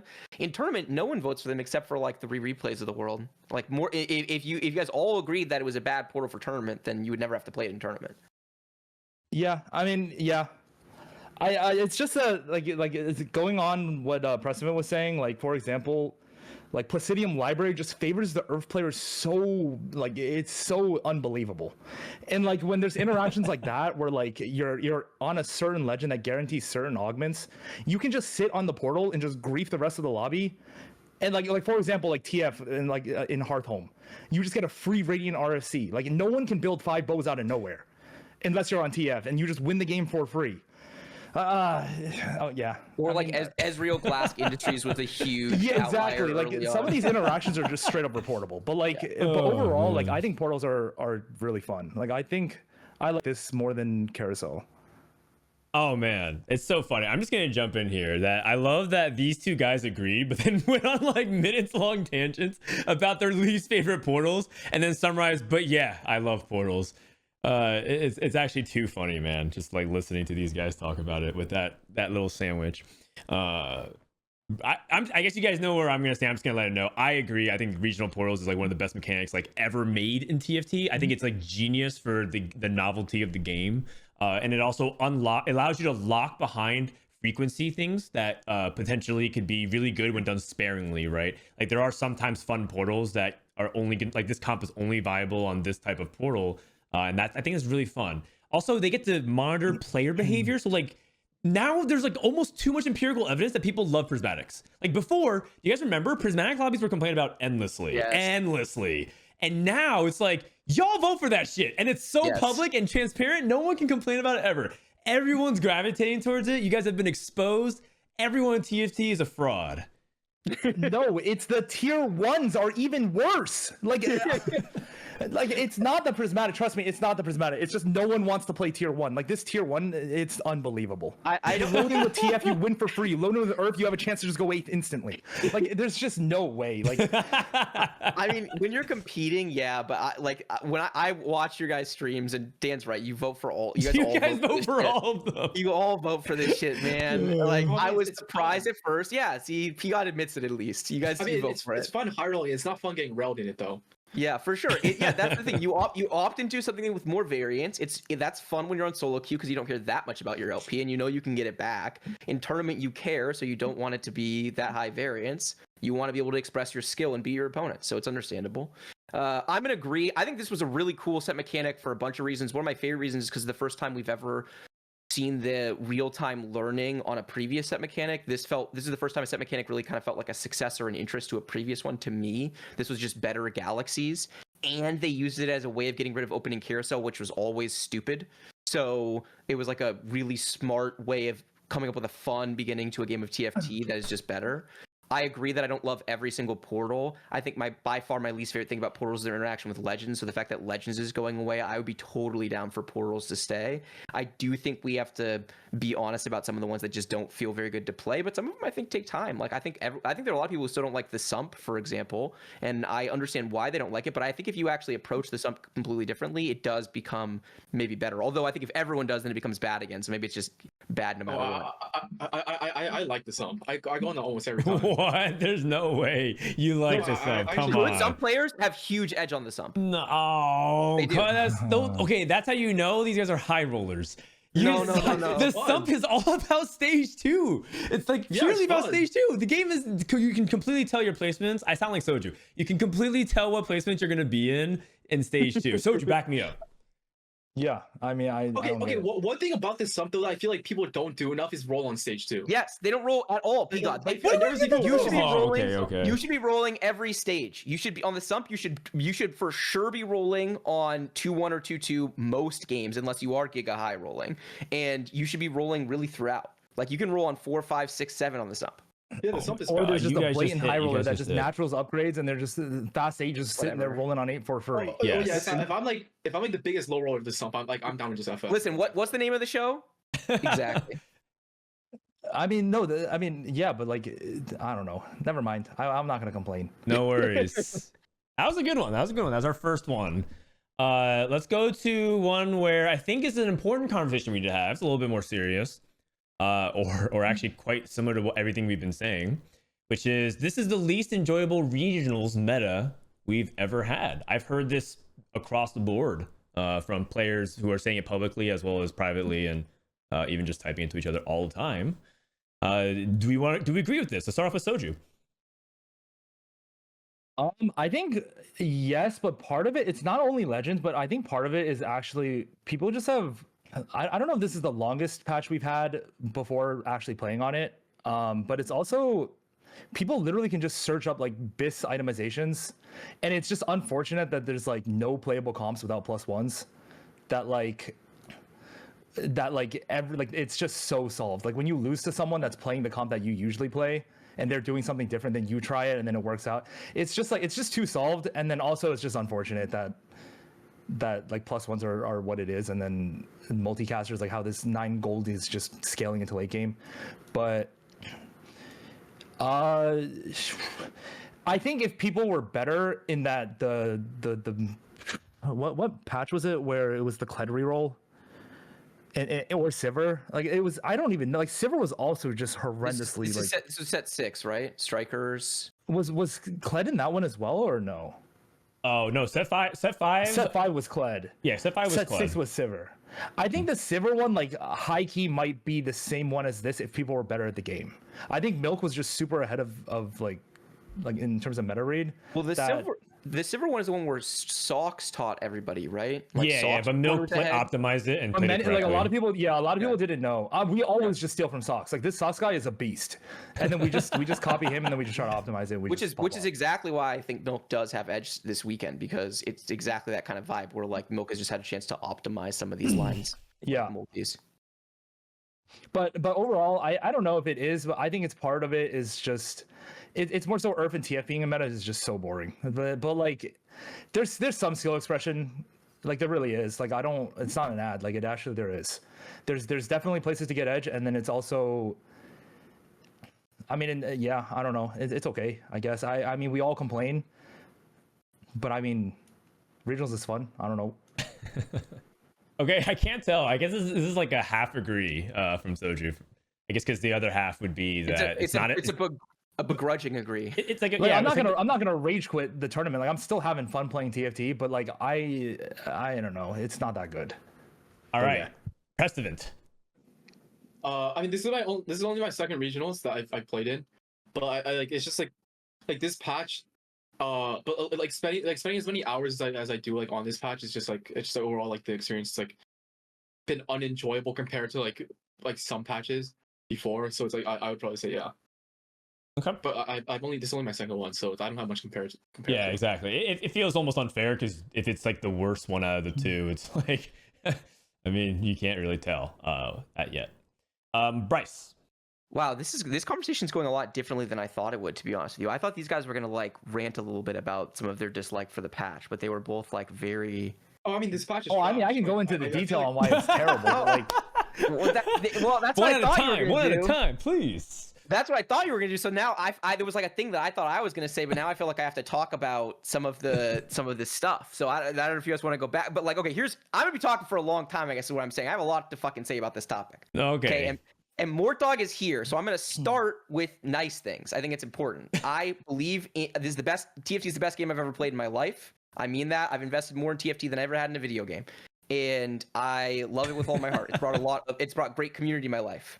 That being said, I feel like these guys are being overly generous.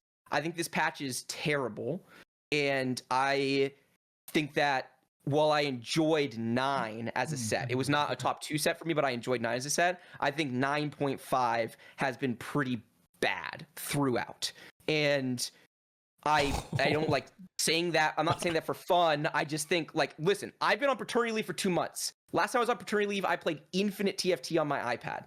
I wanted to play a bunch of TFT.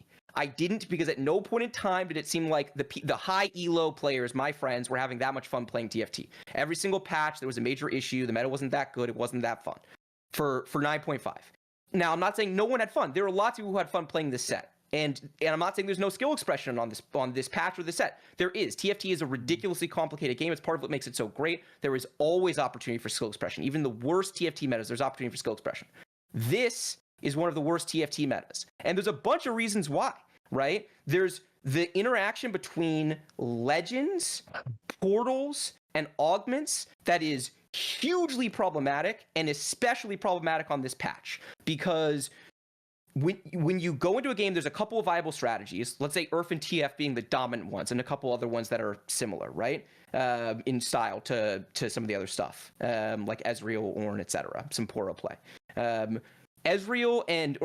TF and Earth do completely different things. So Earth want to play towards the +2s, the verticals. They want to they want to like push like to these maximum first place boards. The TF line, the multicasters as like the baseline wants to do something completely different, right? So the problem is, depending on what portal you happen to get, and then what augmented tier is at the beginning, if it's silver in your TF, that's a huge advantage that you did nothing for. You expressed no skill to wind up on this huge advantage. If you're an Earth player and you wind up in Placidium Library, you express no skill to be in a huge advantage if it is a gold augment to be able to go for a +2 guaranteed from the start of the +2 into Tactician's Tools. You forgot about the Tactician's Tools. It is so, and for me, that is so contrary to what TFT is about. TFT is about, like, you get thrown a lot of different stuff at you, but it's pretty fair throughout. And, like, yeah, you're going to low roll sometimes, yeah, you're going to high roll sometimes. This isn't even about that. This is before the game. It felt like it's even begun on 2-1. Most people don't feel like the game has really started yet. And it's already bad. And then the meta itself, in terms of, like, where multis is at as a baseline of power level, right? I'm not a guy who looks at boards and says, like, gold value even should be an even fight. If you have more gold value on your board, you should win. I think that's stupid. I think people who think that you should just be able to play legendaries and it's the best board in the game always, I don't think that's correct. But there is some amount of that we expect to see, and if the multicaster board is worth 20 gold less than the enemy board, and the enemy board makes sense, it's in a tree that makes sense, you're built the items you're supposed to build, you have the upgrades you're supposed to have, and you're getting shit on, that's a huge problem. So I came back to this patch fresh, 9.5, not having played it, and I have gone through it primarily because I've been hanging out with these guys. It's been pretty fun. I'm not sure, because I promised you that I would get into form so we could co-stream for regionals, but this is not a good regionals patch. And by the way, that's all my opinion. The last thing I'm going to say is, this is not just my opinion. I've been doing the same interview of the regionals players, the entire regionals field, all 24 players, actually 23 players, because Milk always makes regionals, and he never interviews with me. He never answers my fucking questions. So I'm 23 out of 24 every regionals, okay? But there's 2 questions I've asked for the last 5 regionals. One of which is, what do you think about the meta? And is it to your advantage or disadvantage? And the answers this year were striking. Almost everyone said that they hated the meta. Like, the amount of people who really do not like playing TFT right now in regionals is the highest percentage I've ever seen by a country mile. And notably, they have all basically said they think it's less skill expressive than TFT when TFT is good, when the patch is good. Because the weaker players have said things like, well, it's to my advantage because I think it's higher RNG, it's lower skill expression, and if I'm weaker than the field, then I want that. But And that's what I said. And the bad players, and the bad players, or the good players, have basically said the opposite. When they've been like, it's my disadvantage. I don't feel like I can play good TFT. So, I'm gonna end with a positive. Everything I said at the start is true, and I can only feel this strongly negatively about something because I love it this much. Like, I'm really passionate about TFT, and so I'm sorry for talking a long time about why the game is not very good right now and why I'm not having fun with it. Obviously, everyone's entitled to their opinion, and I mean no personal attack on Mortdog or the development team whatsoever. Anyone who is engaging in attacks on this development team is you're part of the problem, right? Like, that's not what we're about. But if you give reasonable criticism of a patch like I think I just did, I think that's fair. Yeah, and I think that it's not personal at all. He's describing his feelings about the game, which I think game does want to hear, by the way. They want to hear when things suck, but they don't want to hear that they suck for the most part. But Bryce, thank you for sharing all that. I also will keep mine pretty short. I think I disagree because I think set 6 was worse and people just don't remember it. Because this one is current and it's the pain one. You don't feel the wounds of previously nearly as ones that are more recent. So I just think that this is not the worst. But I would say that it's the second worst. So it's not like I like the patch at all either. All right. Well, let's move on to, you talked about moving on to the positive. Our next degree is about something that has been a really big success. I've actually heard several people say this exact degree, and actually one of them being Satsuko, which is item system overhaul, which is the new items and those categories, etc., have been a massive success this set. Let's start off with Soju. I mean, I feel like I'm agreeing and disagreeing with every single one of these, but I think overall, yeah, I like it. But I also think like some of these items, like Shroud, for example, dude, that gave like 250 base health. Like the item was not even bad. Like there's certain comps in the game where Glove Chain were just completely useless. And like Shroud Slam early to maintain a streak wasn't even bad. And then also like items like ZZ Rot, like ZZ Rot just got killed for no reason. Mm-hmm. I think ZZ Rot was also like a cool item. Like you're killing like a bow for a defensive item. It goes both ways, right? Like you're killing defensive items or offensive items, but like also killing offensive items or defensive items was also nice. But I think overall it's probably still better. But I don't like Shroud. Also, Shifting Sands, like, can we just change it back to the removers? Like, they took out Shroud and Zephyr, and then now Shifting Sands is still a grief. Like, what happened there? But anyway, we're not talking about portals, man. No, but it's actually funny though, because now that they've taken out shit like Zephyr, like you could actually do it. Wouldn't feel that bad. It would actually feel kind of fun. The remover it would actually feel kind of fun to be able to have a remover for the whole game. Yeah, when I get a remover, it's broken. You can item hold like TF2, and then you just put on Vel'Koz later. Like, yeah, it's just the rat part of it that made it unfun to play.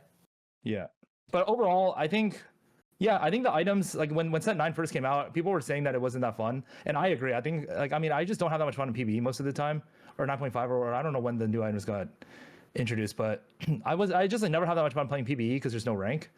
But I think when I did start playing, even though the meta was not the best, I think the items created like enough uniqueness where it was still fun. I don't know. I think it's a really big compliment, Bryce. He said that he doesn't know if he can agree or disagree. That means that these are kind of hard to answer. Bryce, what do you think? I love it.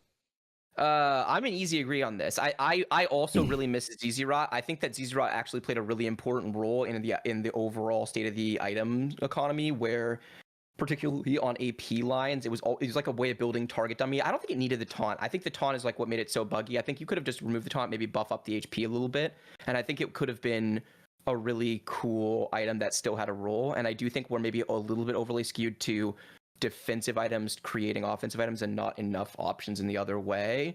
But overall, I think it was a huge success, and I'm like really excited about it. I think when it's clear sometimes when they do stuff like this, they're like, nice. That's like a huge quality of life upgrade for TFT. That's just going to make TFT infinitely better to play moving forward, and they can fine tune it a little bit, but it's really good. All right, and Prestivent, how has your experience been with items? I think overall it's been like better, but like there's like some aspects of like the item like system that I like still have like lots of complaints about, and like one of them is like I've been like pretty vocal about it, like towards like or like two more to talk about it. It's like the fact that you can get like 5 components post Krugs. I don't know if this like falls under like the like in like this category. It doesn't, but P-God, it's your forum, buddy. You got this. I like this. P-God's like, I don't really want to answer that question, but I got a different beef. Go for Yeah, it, let's change the topic. Let's do kind of similar. It's like you should not be able to only have 5 components post. Agreed. The thing is, 5 components post Krugs. Like oftentimes, like you can't really make an item with like the 3 components that like the 3 extra components that you have, and it's like if that's the case, right? Like that means you have 2 components post Krugs and you have 4 components post carousel. So it's like you're playing down, and then like there's an easy fix to this. Like just at the minimum, like after Krugs, like you just have 6 components minimum. Wait, also wait, is 2 empty Krugs a bug? Like I know like way back, like way. Yes. I think it shouldn't happen. It I'm happened surprised. twice. Like I don't understand what is going on. How do they expect you to compete when you're just down 20 gold? Do you have screenshots of that? I haven't seen that. It happened on stream twice. Like even in an in-house. Like I don't even want to play anymore. Oh my! Like the thing is, it's like I don't think more casual players even understand. Like you literally cannot play the game. It's over. Like you see 2 empty Krugs, like you might as well just like leave the game. It's over. You lost. The biggest thing between the feeling of being in a good lobby and not as good of a lobby is the amount of pressure on the lobby. And if you're just behind a full item, it's just fucking, that's hard. That's really hard. No, I feel you on that, man. I think someone suggested, I don't know what server or what portal it was on the first time, but the second time I got the cash out on Thresh's Sanctum at the same like Krug that died, and then I got 2 Krugs that dropped nothing. And it happened both times. So I like maybe it's like some interaction where like the game thinks that you got a blue orb already from Thresh's Sanctum from the Krug, but it was actually from Thresh's Sanctum. You just get straight up scammed. But anyway. Very good. Oh man. All right. Also, wait, Ixalkin or whatever.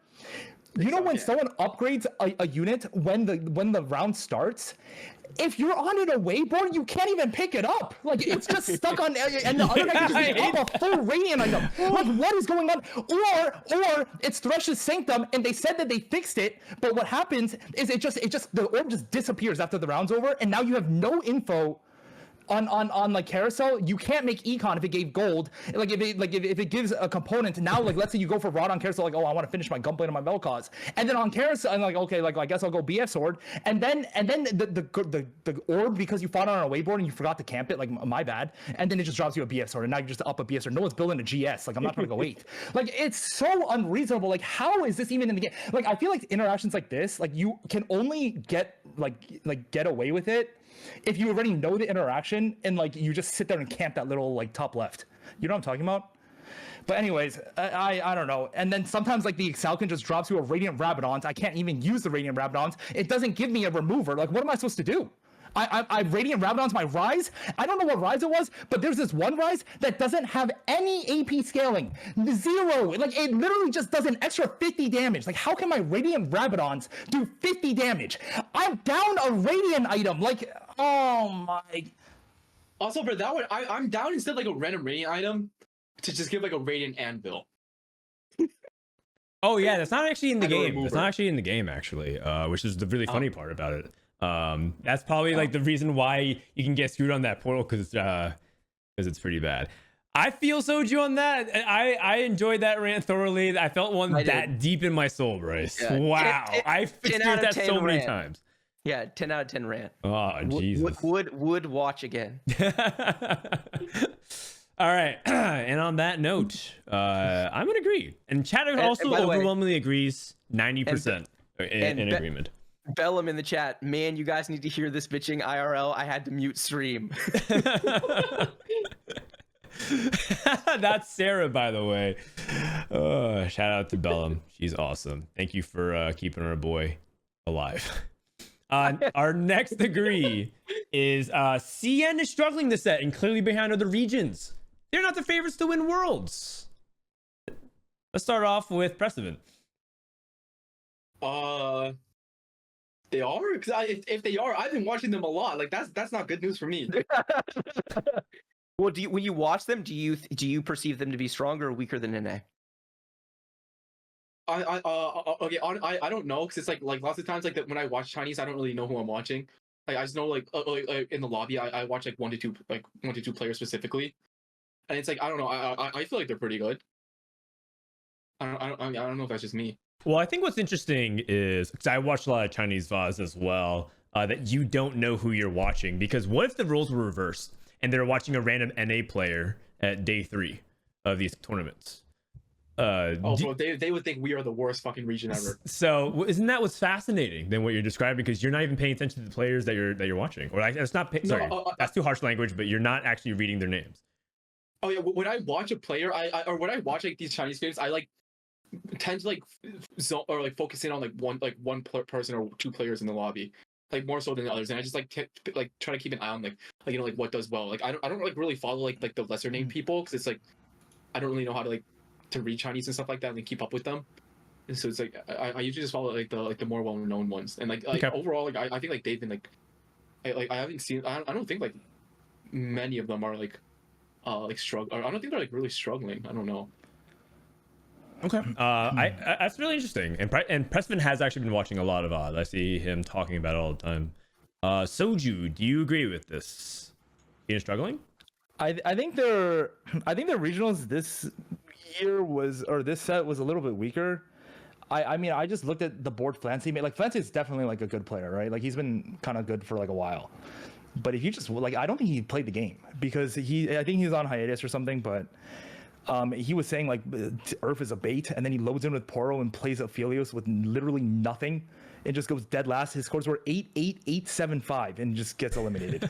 But like that's even worse than the 8-8-7-5. Like the guy was just straight griefing. But I think their finals are like their final lobby is actually like good. I think China has a lot of like good players, and they're better at playing like less greedy, and like they're more like they have like a more well curved game plan. Like their board is stronger mid game, and then also I don't know. I think China's probably the best region. I don't know. I disagree.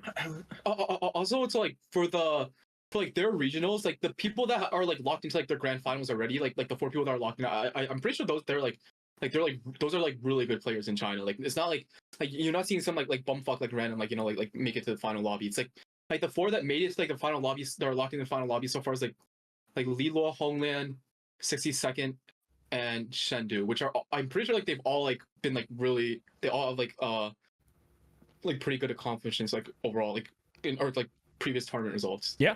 Those are regionals winners and whatnot. So I think it's the same across more regions than people think, right? This actually applies just on a smaller scale with like minor regions. Like people respect the very best of EU. It's just EU as a region is what people usually mock, or same thing applies to almost any other region that isn't CN and NA. Bryce, very quickly, do you think Shein is struggling this set? I can't answer this question. I have not watched enough CN to have a strong opinion. I'm only really up to date on like what's going on. But I will say, by the way, I think NA is actually uncontested. If it's not the best region, it's the second best. I don't think it's close. I think that's been true for a little while actually. Yeah, and I see more and more people practicing on NA. By the way, just FYI. Okay. Think about how much international, right? I see so many people from not just EU, but even China actually playing on the NA server. Flancy and some of them were playing on NA as well for a while. Well, that's partially because one patch, they didn't actually get the patch because they had to emergency patch. I don't remember which one this was. And so they had to play on NA in order to play on the new patch because the previous one was unplayable. It might have been the Bilgewater patch. I'm not entirely sure. So I'm gonna just say disagree because I don't think that China's struggling that much. I do think that their top players aren't performing well though. I think that that's what makes it interesting. I think their top players look noticeably weaker than they did before. So then maybe the shift in who's actually being good in CN. So as for are they not to hit the worlds? I think they still are. Barely, just barely, because they're the ones who knew about Twisted Fate like way before us, right? And then by the time we started playing Twisted Fate, they moved on to Earth. And guess what everyone's doing now? Everyone's doing Earth. So if you just follow the simple trend line, it's almost completely, it's asinine to assert that they're not the favorites right now. But that's just my opinion. And chat, by the way, thinks that they disagree. They actually feel like they are not able to actually, or they actually think that this is not actually a spot where CN is struggling that much. I think that's actually really interesting. And Goobs is bringing in the world's prep timeline, which I think is a really important point to make. Like the fact that all of NA, except for Kurum, like thank God our mid-set qualifier is good, right? Like sometimes the mid-set qualifier, you never know. It's just who happens to win that tournament. So at least we got a good player who's like already prepping the patch. But because like everyone else is just locked into this old patch and will be until 3 days before the tournament or whatever it is. All right. Okay, well, that is our... Oh, we actually have one final agree. This one will be really, really quick across the board. This one is from Milk, who says to Soju, quote, "Bro, you need to get punched in the face to wake up." This was because in comparison to set 7 versus set 9, where Milk said, "Honestly, I would be surprised if Soju was best in the world." Oh, Soju, what do you say? Do you agree? Oh, I think I'm actually like okay right now relative to how I've been this whole set. So I would disagree. I think I'm actually not. I think Milk would actually agree with me. Oh, interesting. I think Milk thinks I'm not bad right now. I hope. He's in chat. I think I'm not good. Milk, we want a Sorry. Milk. We need a not bad, a bad, a good, maybe a kind of good.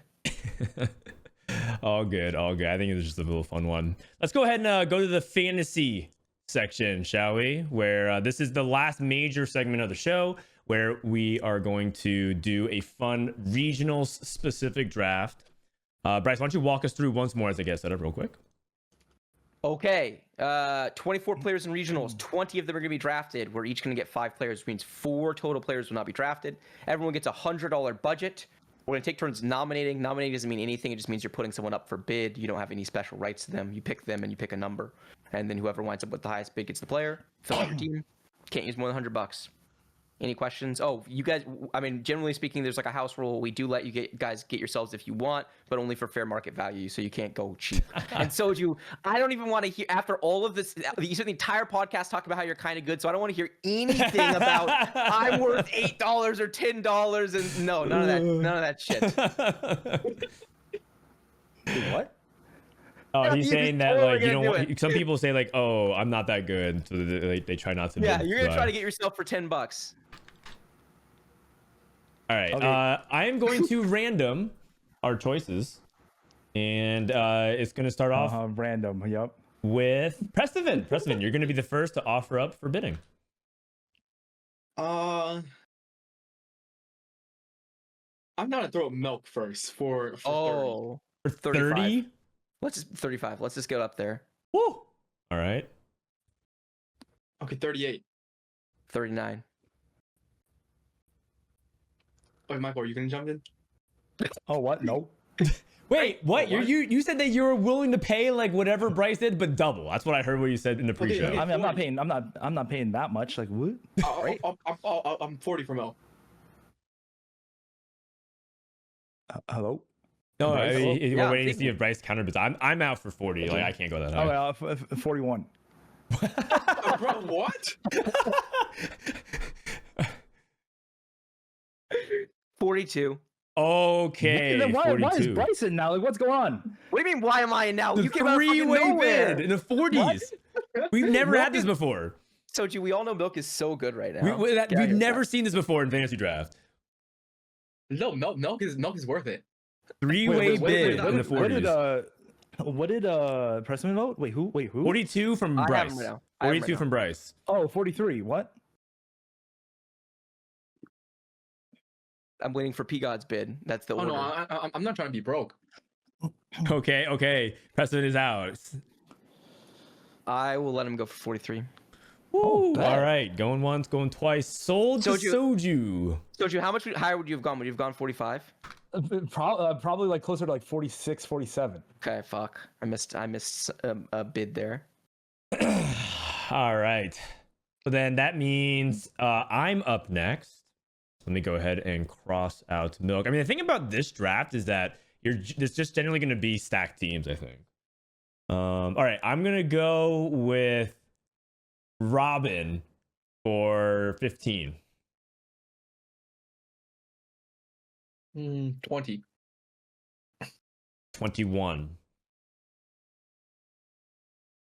22. 23.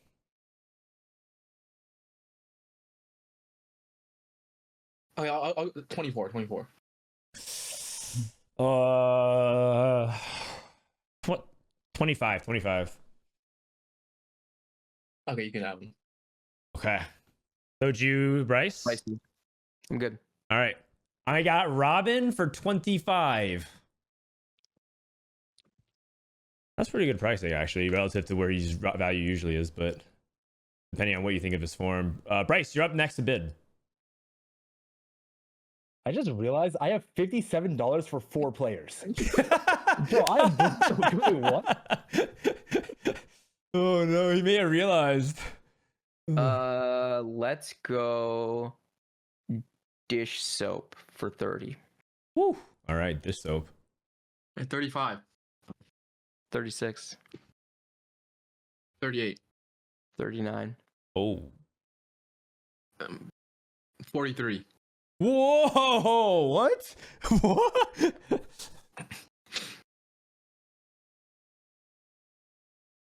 That's as much as milk is valued, by the way. And this is higher than the higher end than we usually go, just for the average chat. It's It usually often 38. it often happens at regionals. Well, no, we've been breaking into 40 pretty consistently for Setsuko. And Setsuko's not even gone yet. That is fair. That is fair. Yeah, you're right. We're now starting to breach into the low 40s. I think I'm good. Woo. Okay, 43. Going once, going twice. Sold to Prestivent. 43 dish soap. Wait, I'm also broke now. But, okay, we already won. Or I won, at least. I mean, All yeah, there's right. only like we got the 2 titans. Pops dish soap, no flame. Milk and dish soap. Soju, you're up next to bid. I'll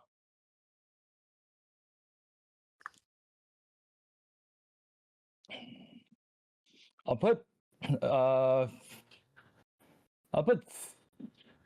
Setsuko. Wow, we're just cutting straight to it, huh? Interesting. Yeah, interesting. For how much? We haven't had this in a while. Yeah, 30. 35. Wow. 36. 37. 38.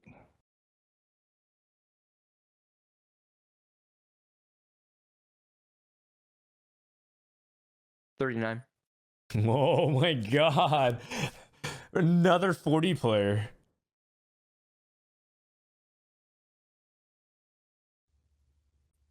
Wild. I mean, I would if I had more money, but I need some other players. All I'm right. like, Preston, you can't just let him have Setsuko for free. Like, what's going on? I'm broke. I bought one of the titans for 43. Same. Like, oh my. Yeah, Bro, he just got Setsuko for 30 something. Like, hello? No, he's bid 40. Danny's to hop in. No, There's I'm, only at 3 I'm, at 30, titans. I'm at 39. I'm at Oh, 39. oh, no one bid 40? Oh, I'll bid 40. All right, bet.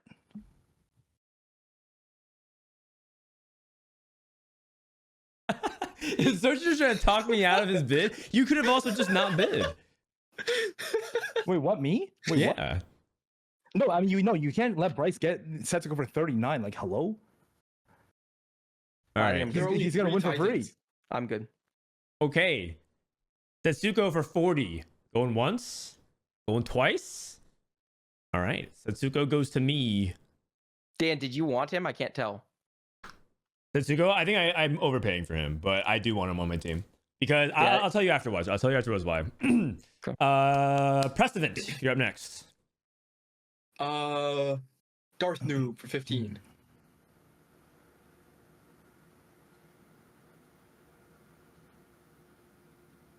Okay, I'm the Alright, one that's that- broke now, so you guys can't expect me to be jumping in too much now. 16.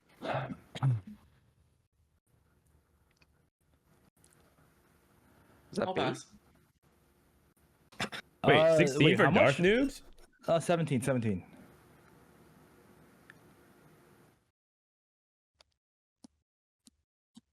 Okay, 17 for Darth Noob. Going to Soju. Going once? I'll go 18. Hold on, 57 minus 19. What is that? 10, No one tell 47, him. 40, 38. Hold on. If my team is Milk and Darth Noob, and then I need 3 more players. Oh wait, these other players suck. Oh wait, how much? Wait, how much was it? It's 18 to me, so you can bid 19. All right, 19. 19 for Dark Dude going once. Going Going twice. I'll bid 20. I'll bid 20. Oh man. Oh, I'm not that rich. Okay, that's all you. Oh my All right, god. Dark Dude going to Bryce for 20. Sold. All right. That was Prestivent's bid, right? Uh-huh. Man, Nope. I'm surprised he went that cheap. I had him at 31 on my value sheet. Yeah. That's interesting. It's really interesting. So we need some money for other people. Yeah. I'm gonna go ahead and put up Casper. I'm gonna put up Casper for 13.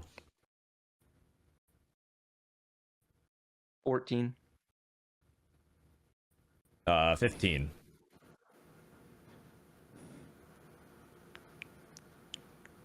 These guys are silent.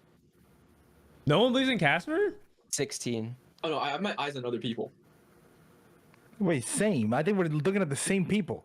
This always happens. Dan and I bid against each other, and then you two bid against each other. This is literally Yeah. every single time we've So- drafted wait, so together. you said Well, 16? that's because you guys are terrible, and like you're just. I mean, you paid Told you- 25 for Robin, bro. Oh Like, my come god. on. Soju, can we be honest about this? You and I have fantasy drafted against each other, I think 3 or 4 times, and every single time we talk about betting money, and every single time you get saved because Riot won't allow a Casper and a player of the event to bet. But I have Bro. smoked you every time, bro. No, every you have single not. time. Dan just tweeted. You just got mopped. Yeah, not by you. Not by you. Okay, but you got diffed by someone else. Like what? Soju, I got dipped in a fantasy draft where it was for a cup when I hadn't watched anyone play the set and I had not played the set. I had no fucking idea what I was doing. Wait, did I get dumpstered in set 7 as well or no? Yeah, Oh, you yeah? did. Yeah, Oh, I You actually thought- you oh. overpaid for socks that one, didn't you? yeah, Yeah, you did. he was I the paid best for player. I don't know what happened to him. Like he okay. I'm pretty sure I paid like 50 something for socks. That one. I think you did. You guys bid against each other up to like it was crazy. It was how high like stocks were 48 or something so absurd Yeah. like that. All right. What was the bid? 17? I forgot. So I think it was 17 for Darth Noob from Bryce. Oh, you haven't okay. paid Darth Doom. For No. I'm at. Casper. Wait. This is Casper. We're on Casper. Oh, sorry. Yeah. For Casper. Yeah. Okay. And am 17 what for am I? Casper. I bid 17 or you bid 17. I mean, I'm willing to bid 17. Hmm. You're bidding 17. Let's just Okay. let's just continue from there. Sorry if we messed it up. That's fine. I don't care. It's fine. Okay. Oh, someone said Dan won for 16. So Okay. So what we're saying is it's my bid to go to 17. if It's I your want bid to do go it. 17 then. Okay. Okay. Yeah, I'll go 17. Okay, I'll go 18. I give that. Need to get 4 more of. Look at this tryhard. He Dude, tries he's so sweating just so to hard. lose. Like, You know relax. why? You know why, Soju? Is because he's lost every pass. single fantasy this season. He's It's the gotten only- so Yeah, clear. he's This terrible. is the only fantasy where I've been in the know. Okay, that's not true. Set 9, I kind of was. Didn't I low roll set 9 fantasy? Yeah, I'll No, pass. because you were competing, so you picked yourself. You actually Oh. did well, except you drafted yourself, and yeah, you Yeah, it didn't go very well. that did not go No. very well. No, it did not go very well. Okay, what is he? You're taking him for 18 now. Yeah, 18 going once, going twice. 19.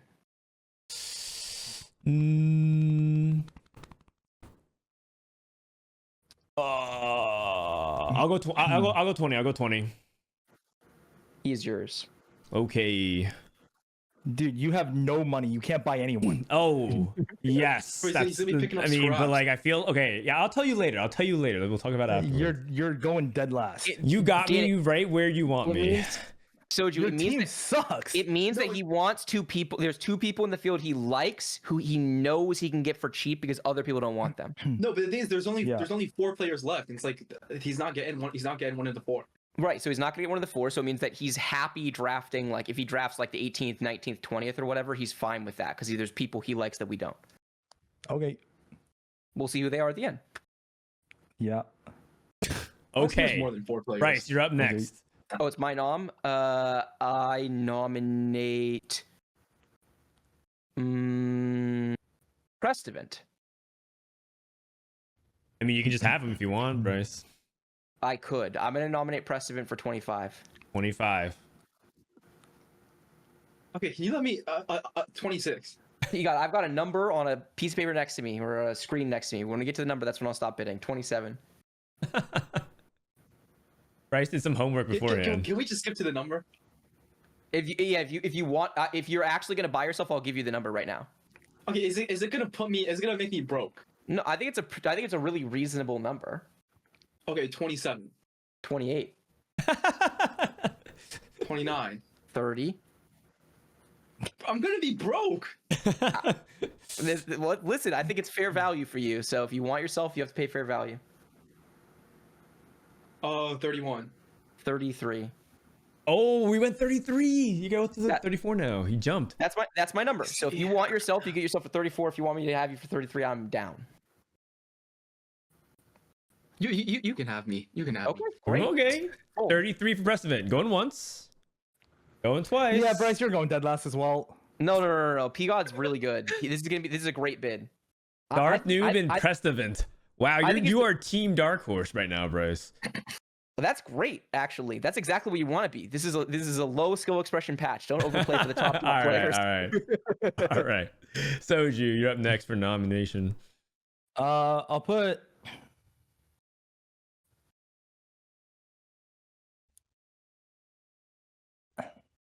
Replay for.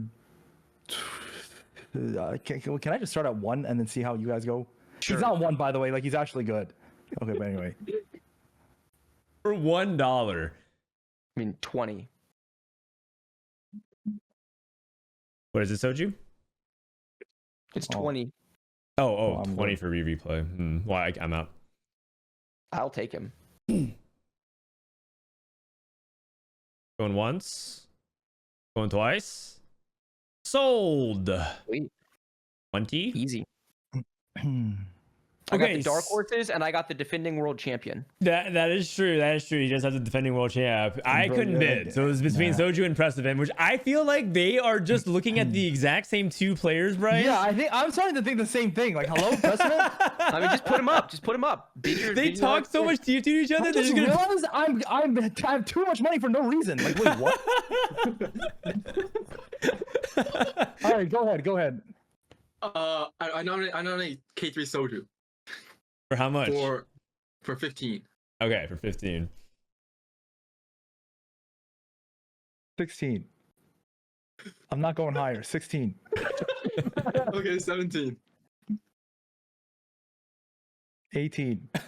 I'm not going higher. This guy's an excellent 19. negotiator. 19. 20. Wait, Bryce, are you gonna jump in? I have $27, but you're also approaching my number, so you're fine. I'll go 22. 23. Ooh. Okay, you can have yourself. All right. 23 for Soju. 2 Soju. Going once, going twice. K23 Soju. All right. I'm up next for 15.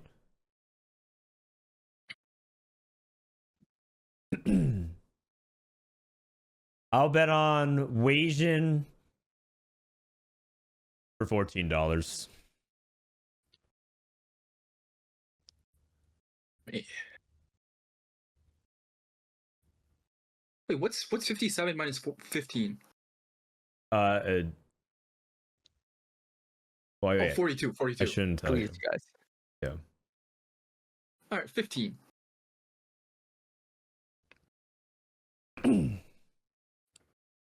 Wait, for who? Wait, what? Oh, okay. Wasian Iverson.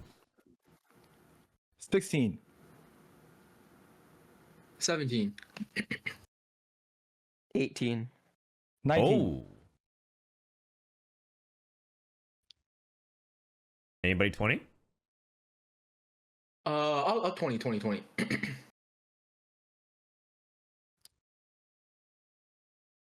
Preston does has the most to spend. 20 for Wasian Iverson. 21. 21 from Soju on Wasian Iverson. Okay, who is left if Wei Jin is gone? I mean, if you let me have this guy, you get to get Goobums for 27, bro. Like, come on. Or 20. You get Goobums for 26. Just let me have him, man. You're at 21, right? Yeah.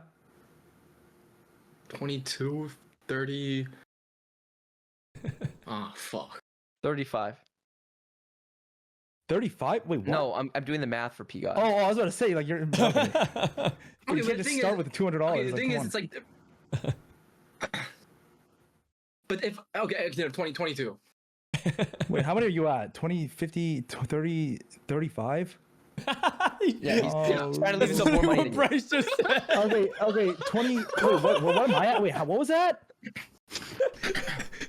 20 what? 22. You have to bet 23. Okay, so if I go 24, then you literally have to let me buy it. Otherwise, you can't get Goobums. Sorry, 24. Okay. All right, bet. GG. Okay. All right, bet. Have fun with the dish soap, Goobums, and 3 frauds. Like, All you're right. going 8th. 22 No, I for have Wage some, I have some Anderson. power picks. Or 24? Was it 24 or 22? 24. 24. Sorry about that. Just change that to 25. Okay. Fuck it. Wait, what? So Oh, who's oh, up next for that was my I did waging, so Bryce you up next. Goobums for 26. And 27. I mean, you literally have it guaranteed. Like, how Yeah, the fuck there can it you is. get Goobums for 27? You're right. Bryce, It's crazy I value. don't get it. Bryce can't bid higher than 26 because he's How can he- $1 per player. All right. I mean, that's just how it works sometimes, is bad, allocation. Yeah, you I'm guys are an bad with your idiot. money. I mean, you were the person that could have stopped that, Soju. You Well, yeah, but then the thing is, like, I don't know if I can. Like, he needs to get 3 more players. Like, he has all this money for what? I mean, 30 isn't that much. I get to guarantee these 3.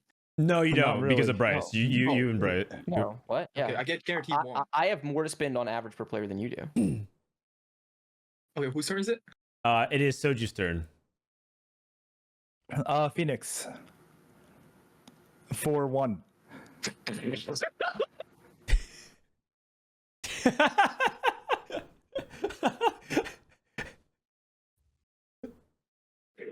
All right, Not Phoenix bad. for 1. You're just staring at This is a giga steal, by the way. Like, I don't know. This is I'll good. go Going 5. I'll once. go 5. No, President, please. 5.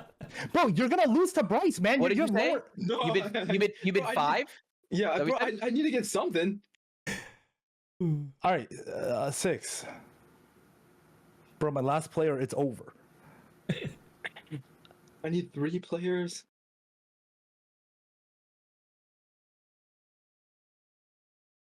All right, going once. 6. You can have them. On Phoenix going Oh, twice. bet. All right, 6 on Phoenix. So you can spend up to $4 on his last player. Precedent. You actually can pick another player here if you want. You can bid and guarantee a player because you can outbid pricing. If you want, you can do that if you want. You don't have to. if, That's if right. there's a player that you feel strongly about, I'm just giving you the option.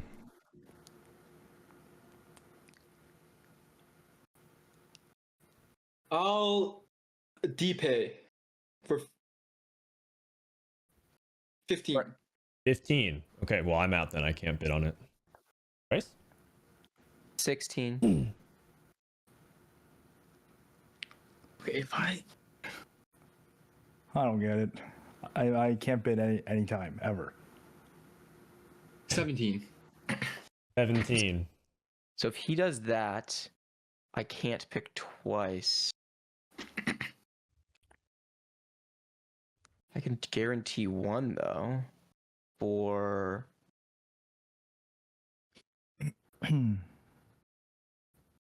17 is the number? Yeah. No, you can guarantee, I think. Yeah, I can. You Yeah, can. I know. Yeah, I think I'm gonna pass. Okay. So Precedent gets DPay for 17, which means Bryce can basically double bid, but we'll see. I'm on next, right? Mhm. Okay, so I'll go with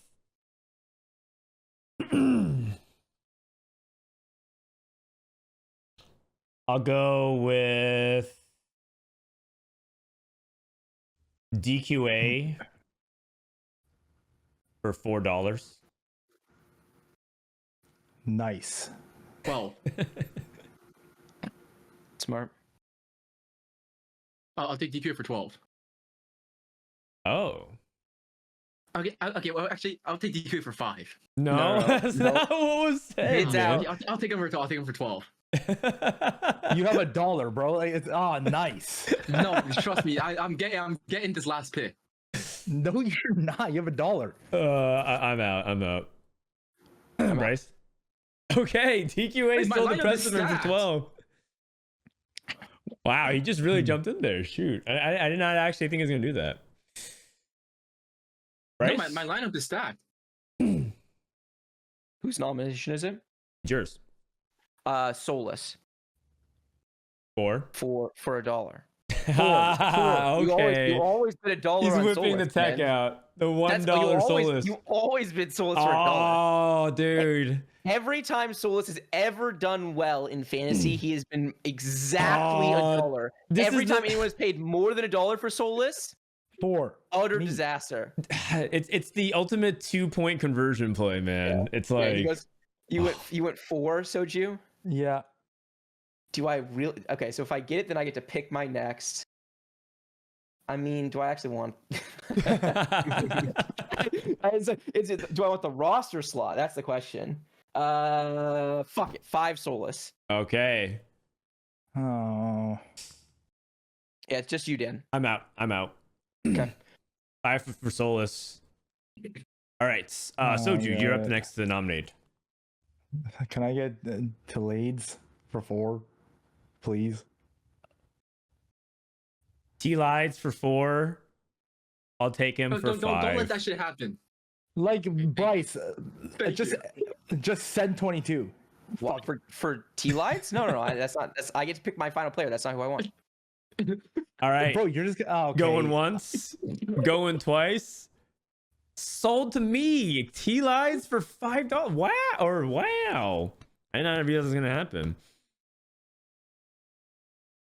All right, Prestivent. Bro, don't even bother nominating anyone. Can I have Connor as me for $1? Oh, wow. That's the guy he wants. I like it. That's a really interesting pick. Really interesting pick. That's gonna leave someone I wasn't expecting to be off the table on the table. I passed. I pass as well. Soju. Toronto for 4, please. No. It's, No, okay, no, so he's giving him Connor. That's fine. Oh, He oh, passes. no. He Yeah, passes. He him passes. Okay, and then No. Soju was not up to bid. He thought he was up to bid. He was focusing so okay. much, so he effectively passed. It's me? So I'm next up. So I basically bid, and it's whether or not Bryce wants this person.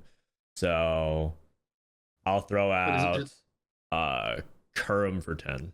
I'll take him for 11. Okay, so Bryce takes Kurum with his remaining money. So then he's floating 11. So Soju's next up to bid.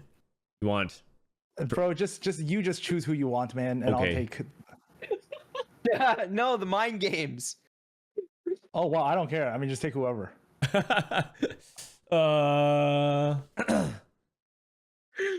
So Kurum's off the board. I'll take. Oh man, I think I'm gonna take. Toronto, Tokyo. I'll just do it. I'm fucked. All right. So you pick whoever you want. How much is his 5 for Toronto? Well, I don't fuck. Are the stats updated? Haven't played with a lot of these players like at all. Okay. Isn't that kind of on you then? I feel like you should be trying to play with I'm down to people. give you some advice. Whoa, P God. Let this guy sink Yeah. or swim on his own. What's the advice? I mean, Vanilla's made a lot of final lobbies. Oh wow. I'll take. I Philip stand for 4. laughing. I'll take Philip? Philip for 4. Okay. Oh. Wow. Wow, I did not expect that to happen. Okay, so I guess that's it, right? Actually, Bryce has money left over, but we actually don't have anything else to do, so Yeah, that's it. Wait, that's gonna be it. What do you guys think of the draft? What do you guys think about the draft? I mean, I won the draft. Okay, so Bryce thinks he's won the draft. Darth Noob, Prestivent, replay Solus and Kurum. I feel like you took some big risks though. Like you have actually, I think you have your team's upside, because if everyone plays towards their upside, you have an amazing roster. Wait, I how do you feel like I have a good team? Prestivent has there's so Goobums, I like your team DPGK, as Connor. well. I have no opinion whatsoever about Connor, but I like your team as well. No, I'm telling you, this Connor guy's actually good. It's just he doesn't play that much, but it's like, bro, if he just dedicates 2 days or something like that, like he's chill. I'm trying to remember what I'm pretty sure in his interview he rated himself very low. No. I mean, a lot of people say that too, Bryce. You never know if they're just doing that to not psych themselves out. Yeah, and like one time Kyvix rated himself as the worst player in the field and then went on to win the tournament. So self-evaluation is not entirely accurate. Oh yeah. Also, I just want to point out, I was joking when there was 3 Titans. There's actually 4, and I got 2 of the 4 Titans. So it's like What, Disop and Goobums? Goobums, yeah. Yeah. Oh yeah, I mean Goobums is probably the steal of the draft. Yeah, 27 on reviews paper. is crazy. I think Darth Noob for 20 is crazy. I thought he was going to go for way more. I also think replay for 20 is cheap. I think it's hard to know because Darth also you has... needed to see his in-houses today, Bryce. Who, replays? Yeah, I like they were worse than my scores, Interesting. and I'm average of 7.5. I mean, when I No, watched you him don't, earlier, and no, he didn't. But yeah, when I watched him earlier, he was going like a bunch of 4s, 5s, like a 7, I think 1, 2. I think part of the reason why I like replay in this format is because he's going to play a lot. He's playing a lot more top 4 oriented than a lot of players in the field, and that's really good if you do 2/3 cut on the first day. He's got a much higher chance of making the second day. Yes. So the strategy for this regionals draft is purely about whether or not you think these people have a good chance to survive a cut. That's how you get the most amount of edge in the fantasy draft. Yeah, And so that's why you take people like Solus, Bryce. That's so risky. You could just lose draft on day 1. You for sure can, but the thing is, like, I don't know that there's at the time. I don't know if there's anyone else that I was like more confident. Like, I knew I was getting Kurum, and so I don't know which player that you guys got later than that, like that you think is clearly stronger. I don't know. I think Solus said something to me during our interview that he said, if I make it out of day 1, I have a good shot to win, and I think that's probably true. I think the question is like, is his read correct? Okay, fair enough. Soju, how do you feel about your team? I think okay, I don't know why person's laughing because here, listen. The thing is, we all know Milk is a fucking beast, and I'm not trying to gas myself up, but I don't even think I'm bad right now. You guys probably think I suck, but I'm not actually suck. And then Wajan is good. Like I don't understand how Wajan for 24. I mean, I'll take him. Like you guys probably just saw the stats and you're just like, oh yeah, this guy sucks. You think this guy sucks? No, he doesn't. And then you guys all everyone thinks Phoenix is bad, but I am telling you, he might make it the fucking Worlds, man. Like, this patch anyone can win. And then the thing is, Philip, like this guy kind of locks in Portal and goes like Turbo sends an 8th every single other game. But the thing is, like the Portal players, if anyone's going to hit, it's the fucking Portal players. Like the chances of Philip going to Worlds is not even 0. Like he can win. anyone can go to Worlds this set. I don't think that's true every regionals. I really don't, but I do believe any player in the field could qualify. I think the meta lends itself towards that. I like my team. I think my team's really well rounded. I try to pick people who I think have good survival chances. Like T-Light's example is a very top 4 oriented player as well for the same reason Bryce is. So if you think about through that lens, Bryce, I got a similar value pick for 4 chances cheap. So I'm pretty happy with my draft overall, and I think that's just going to be pretty much like we'll see who ends up getting the last laugh. Because does anyone think their draft isn't the strongest? Precedent. Wait, Bryce, I actually think mine might be. Okay, it's like it depends on how. No, like thing is, it's not the strongest. Like do you think your draft is not the strongest? Oh no, I think mine is the strongest. But it's actually. So everyone thinks their draft is the strongest. I mean, the only thing I know, P-God has the strongest, by the way, for what it's worth. The only thing I know I for certain is that I'm going to finish ahead of Soju because I always have and I always will. But other than that, I don't know. Oh man. It's really interesting. So the results go: Prestivent has overwhelming majority, like 60%. I have like 20 something, and then it's very close between Soju and Bryce for third.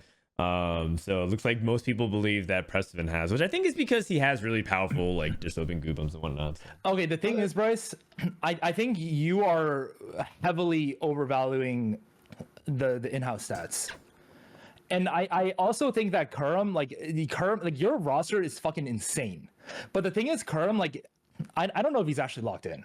Bro, like I don't know. Like I would say Kurum, like if you were locked in for regionals, it's easily like 30. So but the thing is, sorry. No, finish your thought. Yeah, but I think your team actually has like a chance to just straight up go dead last out of nowhere. Like I think yeah, I don't know. I think you're the bottom three. Like they could win the tournament, or they could just go dead last.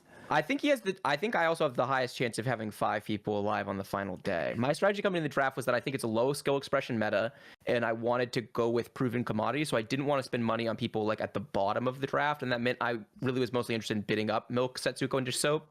And so I got 5 guys that are all proven commodities, all of which I think could easily do well. I didn't expect to wind up with Kurum. It's just who happened to be left on the board at the end. And look, at the end of the day, it's fucking Kurum, man. Like even if he's playing the like current patch, he still has practiced a shitload on the old patch. He's really good, and his style is really good for this type of tournament. Like top 4 oriented, doesn't get more top 4 oriented than fucking Kurum. Just like slamming, playing tempo, preserving HP. So I don't know. I think I'm chilling. I actually feel really good about my roster. Well, it looks like Goobums actually is in chat saying that he thinks that Prestivent won. And Goobums think I won. Like no, trust me. Like I think. Okay, it was really risky for like what I did, like basically like leaving, basically having Goons as my second pick as like the 10th round. But it's like you guys let me have DPA and DQA as well, so like that just fucking sealed it. Yeah, this guy is just, the karma on your team is terrible. You're just going with the heaviest multicaster play rate of anyone by far. No, but that's the thing. That's exactly why DQA is like should not have been $12. He should have been worth a lot more. I agree that he should be worth more. I agree. Yeah, I think so as well. I think it's fascinating. And I guess we'll be keeping track of scores all throughout the weekend.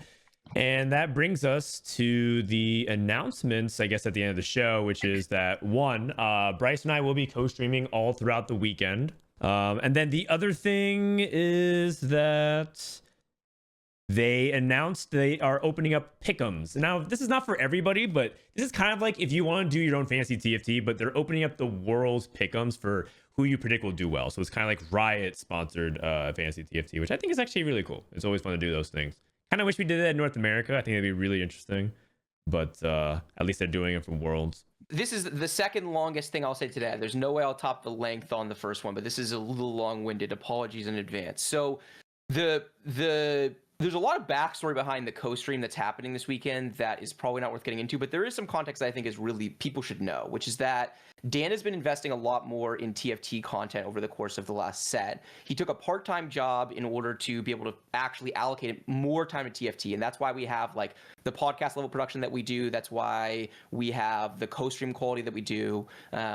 There's a lot of stuff that goes into that. It's not just a lot of work. He's foregoing compensation. He could just be casting all of these events and getting paid to do it, but instead he's building this co-stream product on the side for his own enjoyment and for the community because he thinks it's an important thing. He thinks that's kind of the direction of broadcast esports in general. And in addition to not making money off casting, in addition to the amount of work he's putting in order to make it really cool and awesome, he's also spending a lot of his own money buying shit to make this possible. So he's bought, I think you have a slide on this, right, Dan? He's bought like $3,300 worth of equipment already, right, in order to create this really cool product, and he's just doing that personally. And then there's a bunch of other equipment that he wants to buy as well that's like a wish list of if he had it, he would make the product better. And he hasn't bought it yet because he can't justify allocating the funds. And so I basically bullied him into doing this. And I was like, look, obviously not every TFT fan or fan of the podcast, fan of the co-stream is going to be in a position to financially support this endeavor that you're embarking on. But I think there are people out there who would like this context and would potentially help if we asked. And Dan was like, that makes me uncomfortable. I don't want to ask for people's money. And so I was like, look, I'll do it. I will do it. I will be shameless about it because I love what he's building. And I think that people would support it if